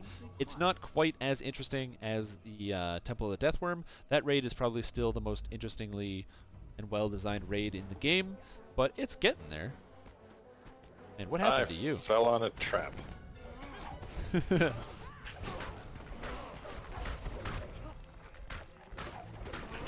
Also, a Reaper spawned on top of me. Okay. I will be right there.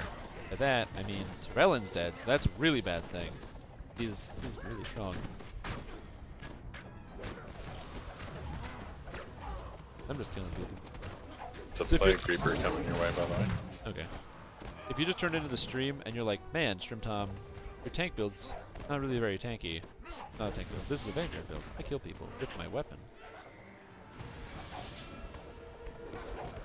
Data. Damn it, Sneaky Wink has more kills than I do.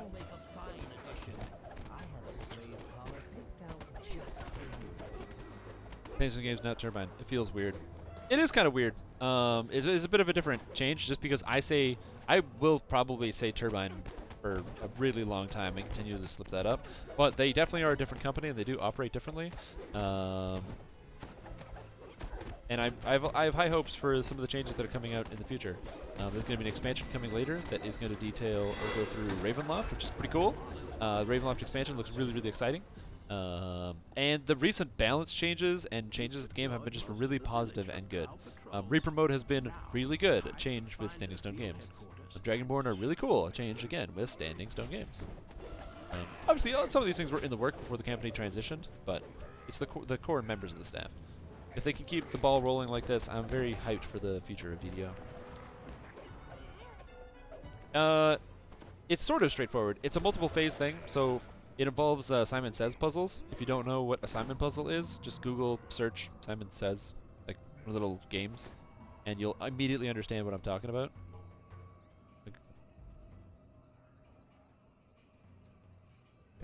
Yeah, if you Google search that, you'll kind of understand what I'm talking about. It involves quite a few of these puzzles that have to be completed in tandem with somebody else. So it requires you and other players to be working together, because essentially you and there's pairs of these puzzles that have to be completed at the same time.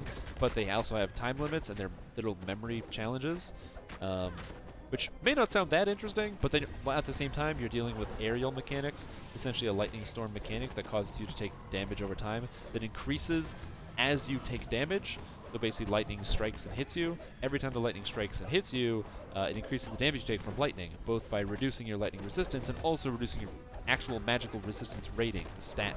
You can get 2 negative numbers and start increasing the amount of damage you take, ripping through your defenses. And when I say damage, I mean my bard, who has 50 magical resistance rating because I don't have any armor equipped because I'm playing as a Blade Forged, and I didn't take any of the armor feats, has a cap of 50, which reduces the damage I take by 33%. After 2 hits by the lightning bolts, I'm taking on normal, I'm taking about 1,000 damage on the 3rd hit. And the lightning bolts spawn very frequently. However, their mechanics to actually remove these debuffs. They're these pillars you can stand on that kind of remove the debuffs, so it's all about moving as a group. You gotta have people cycling on pillars. You're like doing these puzzles. The ads have a ton of health. You're moving around this map. There's a big boss dragon in the center. And once you do all the puzzles, then you have to fight the dragon. It does multiple different mechanics. It can roar and or every time it does one of its different special moves, it uses a specific type of roar and body language, so you can know what to do. Whether it's going to summon ads, cause these like lightning puddles that you have to not stand in. They're going to do a bunch of damage. Summon its storms that you start taking the AoE damage that kills you. It requires specific stats to do, so you can't just like run in there and do it with whatever. You need to have this ability right here, Energy Sheath Electric, to reduce the amount of damage you take from electric by 50%. If you don't have it, you will be dead weight in that raid. You will just, and like, this is not being like me being mean, you will literally just die repeatedly because you can't handle the amount of damage that comes in. I even want to imagine that raid on Reaper difficulty, because with Reaper mode, you can turn every raid you want onto Reaper mode and really, really kick up the damage. In fact, doing raids on Reaper mode is incredibly beneficial because Reaper mode pretty much doubles your chance to get named items. So by doing a raid on Reaper mode, it pretty much doubles your chance to get named loot, which is kind of the purpose of doing a raid in most cases. So it's a pretty interesting raid. However, Korkaza doesn't take it lying down, you know? Korkaza is a very difficult dragon at the end. It has a lot of health and does a lot of damage. You really need to make sure you have somebody who's at least pretending to be a main tank to kind of really soak up that damage. And as well, You know, on the higher difficulties, I think on Elite it has like 25 million or like 30 million health or something. That's a lot of health. A lot of health for a dragon to have. So you really need the actual damage to be able to outlast it.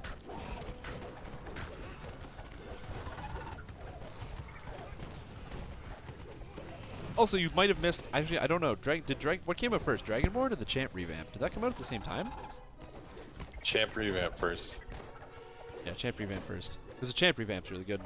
I really love the Champ revamp. Where is she? And then Dragonborn were right after it. Yeah.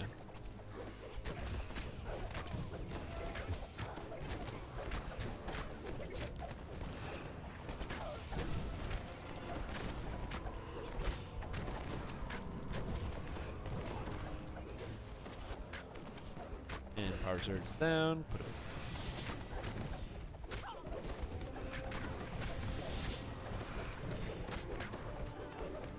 When add spawn, I'll peel off. Yeah, I'm a huge fan of the champ revamp. Makes it so that now, because I've been playing with the champs for so long, I can immediately identify which champs I'm actually afraid of. So I can be like, oh, okay, cool, there's a Fey champ. I don't care about this because I have True Seeing, whatever. But then other times I can be like, oh, okay, cool, there's like when I'm playing my monk, or anybody that's got like a lot of dodge chance, I can be like, oh, you know, mark a law champ. That's going to instantaneously kill me. I have to take care of this right now, or else it's going to rip through because it ignores dodge chance. Then other times I can be like, oh, hero soul, cool. I'm going to place a stun on this, and the stun is going to go away when I get it past 50%. So that's, I got to have a second stun ready, or I save the stun until it gets the heal through first. Kind of allows you to plan through stuff. So I never need to identify a target and actually read its buffs anymore, which is time consuming in combat. You can immediately identify what the champ is with a little bit of practice, and then just kind of go from there.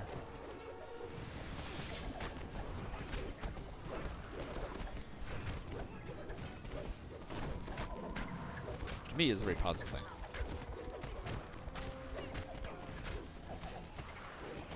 Oh, you updated the wrong client? I'm sorry, but I do find that incredibly entertaining.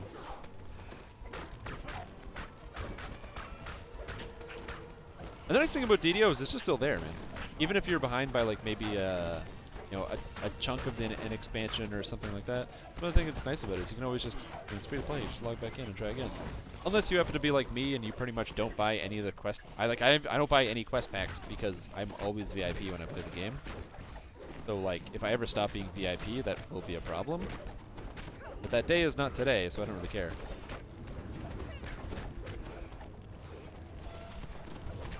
Oh, ads. Yeah, buddy. How's that?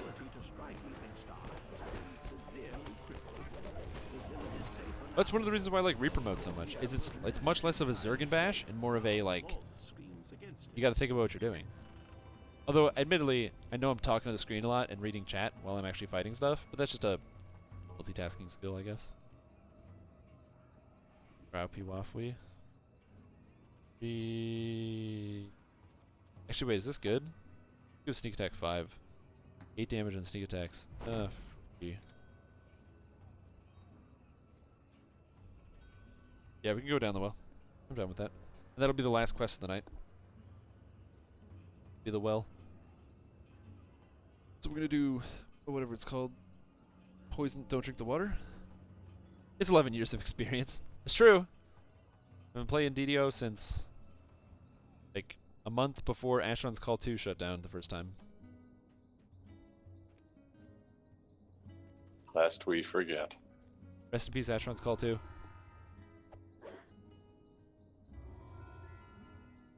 Okay, what's here? There's nothing really good, but there's comms. I don't know which of these comms I want.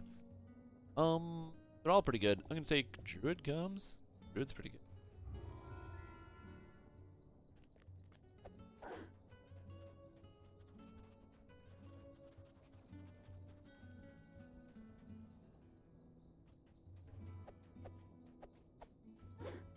Or Fate Singer.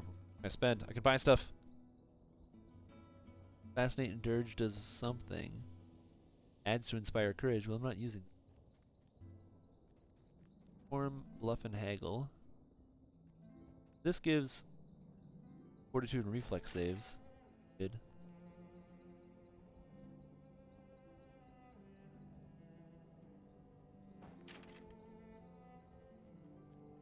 That's pretty good. Gotta repair real quick. Ready to get going.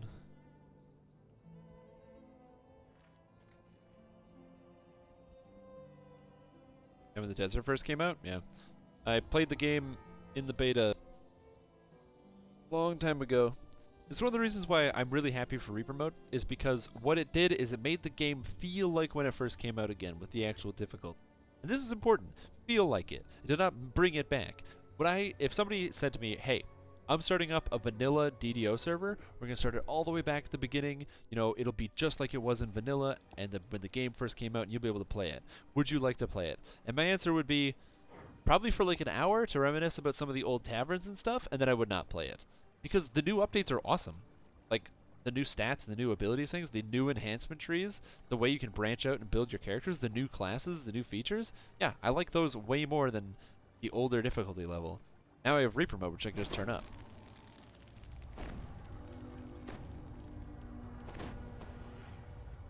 Oh man, these quests aren't hard enough, so I just turned it up to Reaper difficulty 2. Why? I don't know.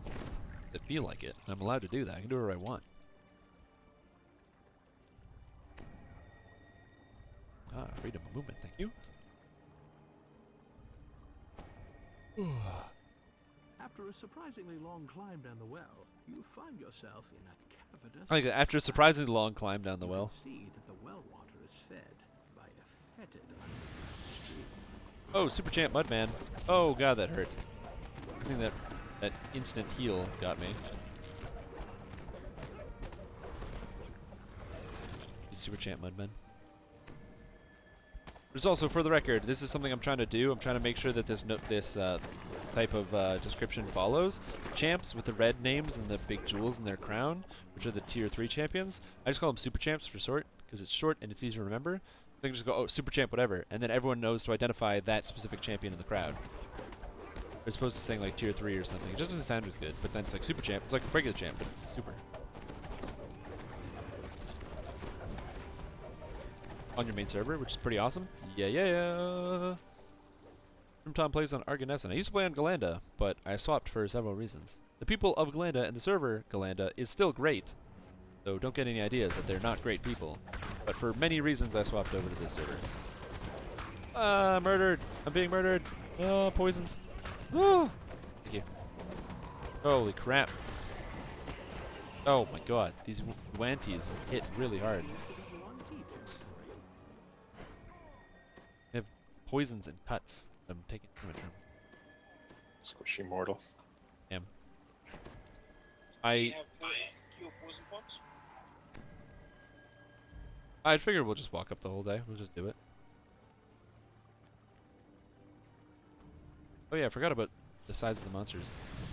Have I always been on Arganesson? I have not always been on Arganesson. I started on Galanda, and I moved over when I joined a guild on Arganesson that was doing like raids and stuff, because I really want to get into hardcore DDO, and I couldn't find those guilds on Galanda at the time, so I just did that.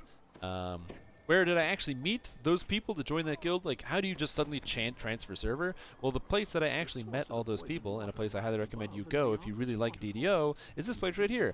Bam! The official DDO Discord channel, which I just linked in Twitch chat. What is that? Well, if you ever used Discord before, it's basically the... Oh, should we go behind the waterfall to get the thing? Nah, screw that. Oh, He's already going for it. I'm coming too. I'm coming. Coming, team. DDO Discord, if you've never used Discord before, it's basically the best chat program that money can't really buy because it's free.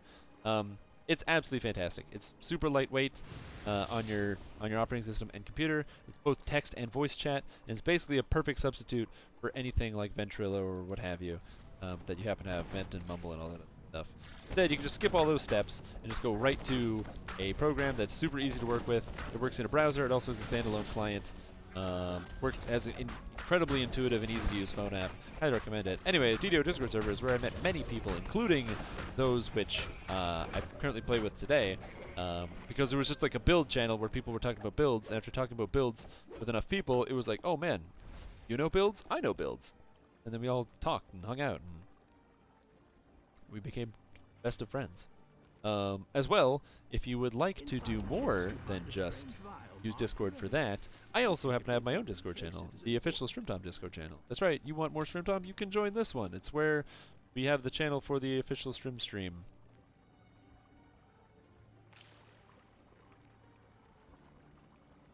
So, there you go. So there's 2 Discord links you can join if you feel like it.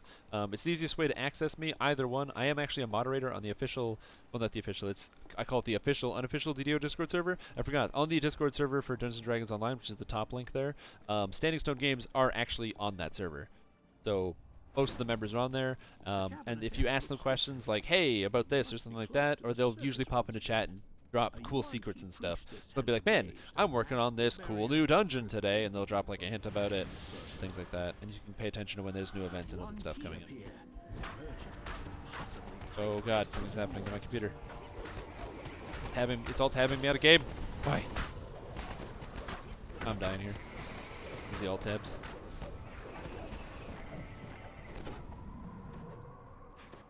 Yeah, so it's an absolutely great place for all those that are maybe not a part of it yet. Like, man, do you like discussing DDO? Because, like, the thing that gets me, especially about DDO, is the oh my god builds feeling, where, like, you're sitting there, like, just driving to work or something, or, like, you're on the bus, or you're hanging out with some friends, and then all of a sudden, you're just like, hey, wait a second. Where are these going? But it's all of a sudden, it's like, hey, what if I actually used a ranger, but instead of dual wielding a good weapon like a Khopesh, I dual wield hand axes, and then by dual wielding hand axes, it, you know, gave me this cool bonus, and then I actually did that, but I multi-classed like 6 levels of fighter, but then I also did this, and you come up with this crazy idea, because you think about it and how does it actually work. It's the feeling of oh my god builds. No, Nilsum's dead. I think it means I'm gonna die really soon. That's probably what's gonna happen. Soul of Ice champ. Oh, okay. Okay, me and Sneaky got it. Raise for Nilsum incoming.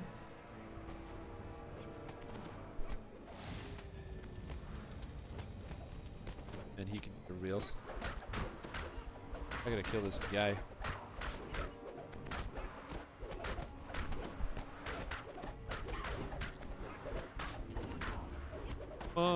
DPS, my DPS. It's really hard to out DPS Sneaky Wink because he's in Legendary Dreadnought. Jerk. I'm also complaining. So. Yeah, 2 remnants. Oh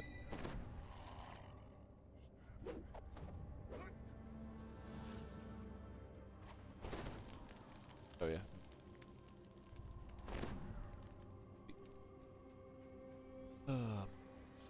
Okay, so how does this work? You're supposed to go to the tree and heal it? Apply remedy to the tree? Then what do we do?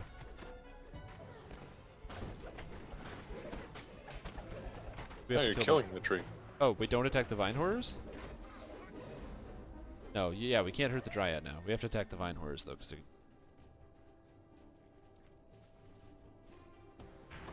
bam, we did it. Does that actually do something? Do you get like a bonus chest or something for doing that?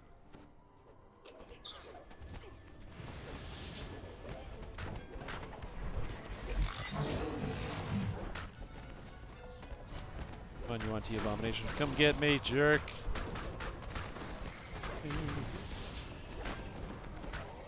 Matt Fancar. I lost all my Destiny XP and Fate points when I ETR'd. Anyone know how I might get that fixed? Yes, submit a ticket to the support. Contrary to popular belief, they actually do check those tickets. And they have a queue, but they do check the ticket.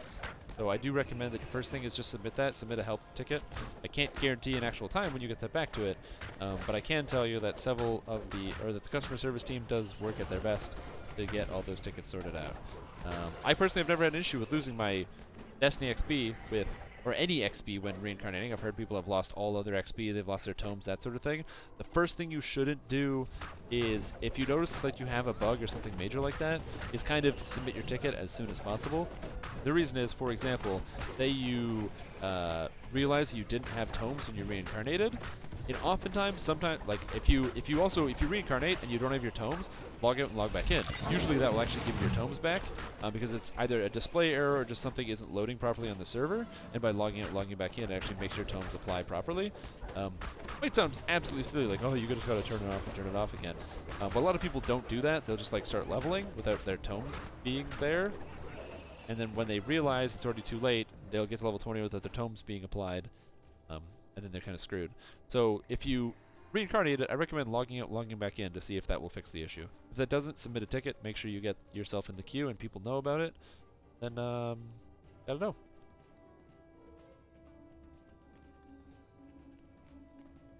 Okay, now we go here.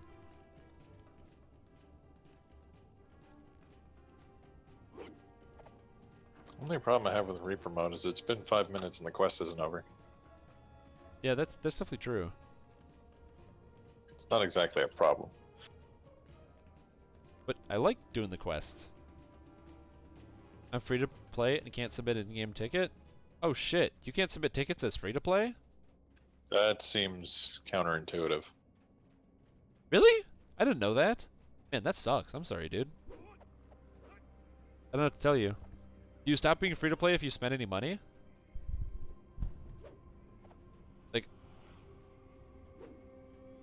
Or I think it's premium. Hold on, video premium.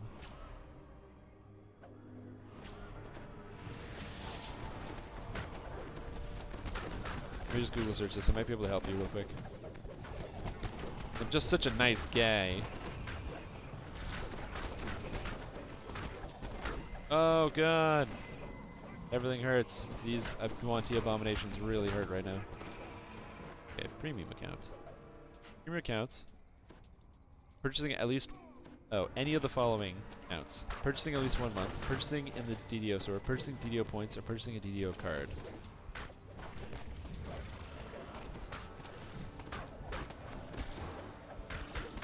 There's a lot of super champs in here. A lot of super champs. This light barrier is really hard to deal with.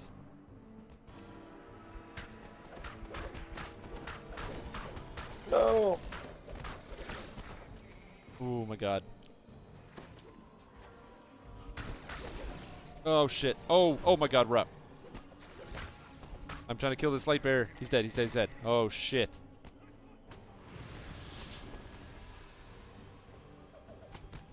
I knew I should have taken epic spell penetration.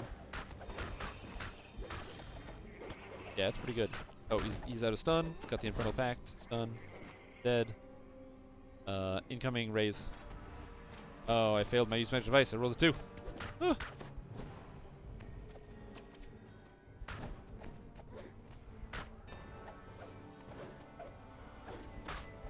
Oh, apparently it's too far away. Shit.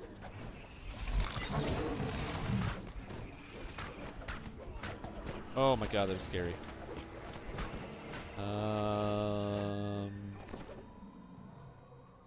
Oh, she's a super champ. That's fine. I'll just stun her. Stunned. Oh, she sound burst me. We get you enough Harper rep experience, because if we get you enough Harper rep, you should be able to get the pin to fix that.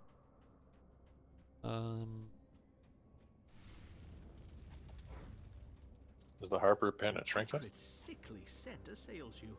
The source of the poison water must Or just a clicky or something? Or? It's a clicky.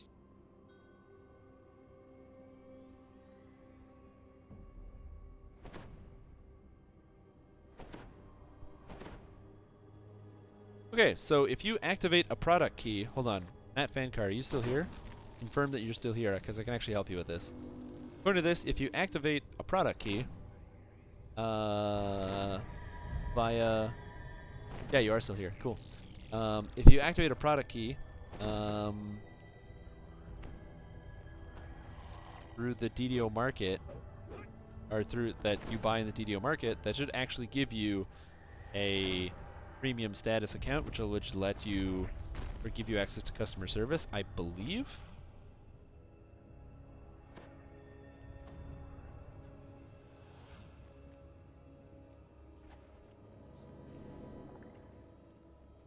So if that's the case, assuming that there's an expansion pack that you don't have, I could probably give you like a Menace of the Underdark expansion pack here on stream, and then that way you would give access to customer service because that counts as a purchase from the DDO market. Assuming that you don't already have that somehow. This cavern his lair. That must be the source of the Yuan-Ti's poison. So if that sounds like it would solve your problem, I will just do that right after this is over. Because I'm just such a nice guy. I want to help you out, man. I'm dead.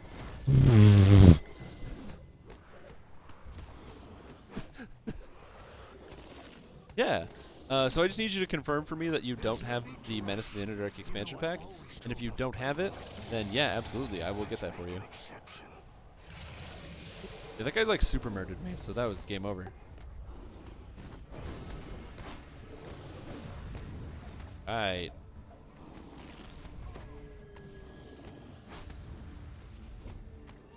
I'm gonna stand behind the foot so I can kind of avoid the damage.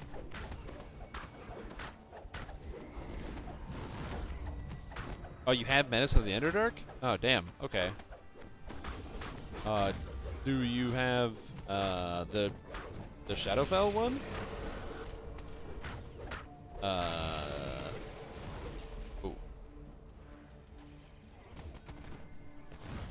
Rip. Yeah, you really don't want to stand in front of that thing when it turns around.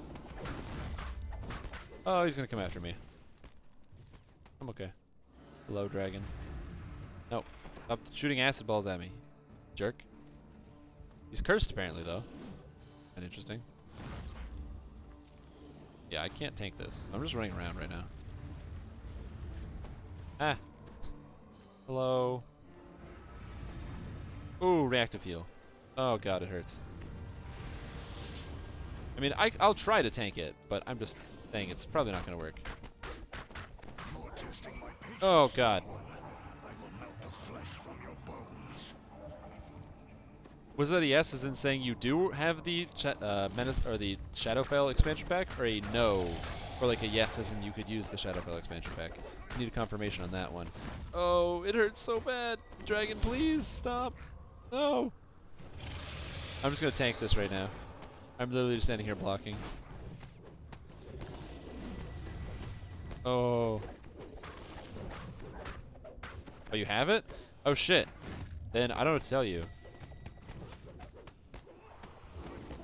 Oh, well then if you have the expansion packs you can only buy with money. If you've redeemed them on your account, you should count as a premium account.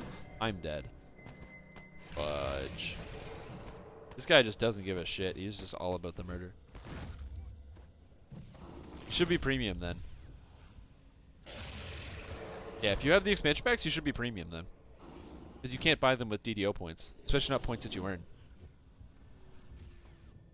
Stream run towards me. Okay.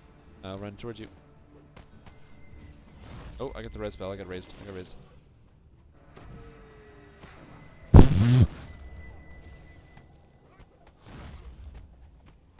Alright. That is a lot of dragon. Ready for res. Oh, let's see if Sneaky Wing can stay alive. That guy needs to stay alive. And so does Nilsson need to stay alive. In the acid, though. Oh, Rock, if you can throw the jump spell on Nilsson, that would be probably really good.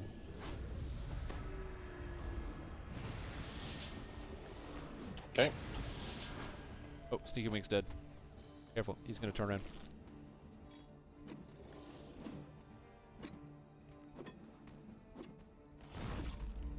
That's very odd. Should have access to that button. Wait, what the hell? You have aggro? Run, boy, run! I've done too much damage.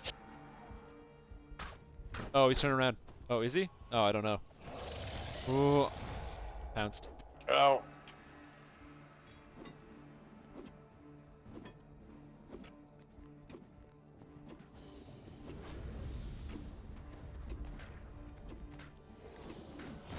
You're dead. This is crazy. This dragon is ridiculous.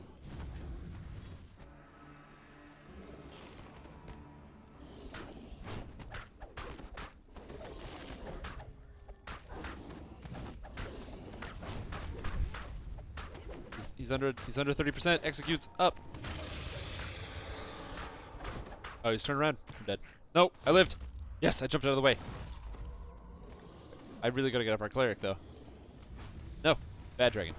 Bad dragon. Get him. Bad dragon. Nope. Don't you pounce on me, you jerk. Oh, thank you for the move speed. Uh-oh. Uh-oh. He's getting close. Oh, he's swiping at me. Ah. Ah. Run. Run. Oh, good. Oh, Nelson's going down. Oh, get him. Save his life. Going for the dragon. We're taking him down. Executes up.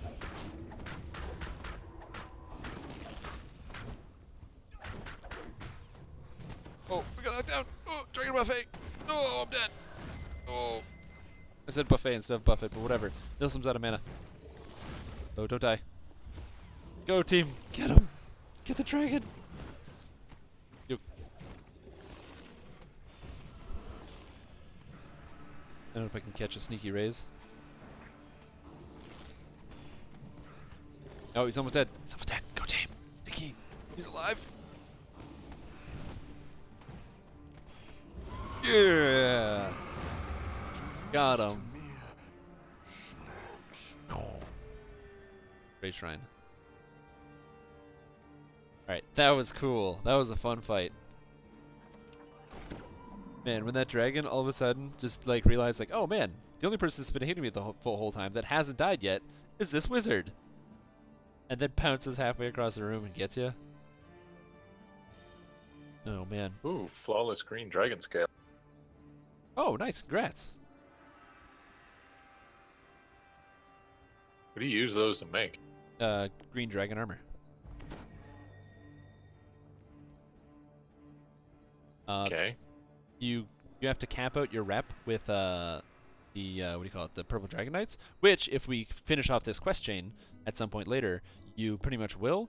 And by capping out the rep with the purple dragon knights, and then by getting that armor, you can then go over to the purple dragon guy who's back here. You should actually probably potentially be able to access the vendor now. I don't know how much favor we actually have. Thank you, Master. Gave me the key. Is that it? Purple Dragon Knights. We're almost there. You need to be a sword captain at 250. So once you get 250 rep, I don't know if you have enough for 250 rep. You talk to Mikram Sum. And then, yeah, I have 438. Cool. So yeah, you talk to Mikram Sum, and he can show you what you need to make the green dragon armor and what it does. Docent. Alrighty, ladies and gentlemen. Thanks for the quests, guys. That was a lot of fun. I will catch you guys around. That's a lot of time. I got time for it. That was a lot of fun. Damn, that was good. We crushed those Reaper runs. That was easy. Good job, boys. So, thank you guys for watching the stream. I hope you had an awesome, super duper time today, and I hope this inspires you to try out your own creative builds. Just because something isn't what you see as a top tier, or someone's telling you is top tier, doesn't mean you can't make a good build. That's why I like the Vanguard so much. It's interesting. It's fighter, it's different, it uses a shield, but it does lots of damage. It's interesting. It changes the way you play the game because of its variability of stuns, the high damage potential. It's a lot of fun for me, and I really like it. So I hope you guys have, a good time testing out your own builds and playing around with stuff like that. I'm going to go to bed, but before I go to bed, I just want to make sure I plug all my stuff. If you like Strimtom and you like what you saw, make sure you go ahead and follow me on Twitter so you can be catching up on when I'm actually going to be streaming. As well, make sure, bam, right there, twitch.tv/Strimtom. That is my actual channel where I do stream on my own, not here on DDO. Of course, I'm always streaming here on the DDO stream every single Tuesday from 7 to 10 p.m. If you want to catch that Eastern Daylight Time.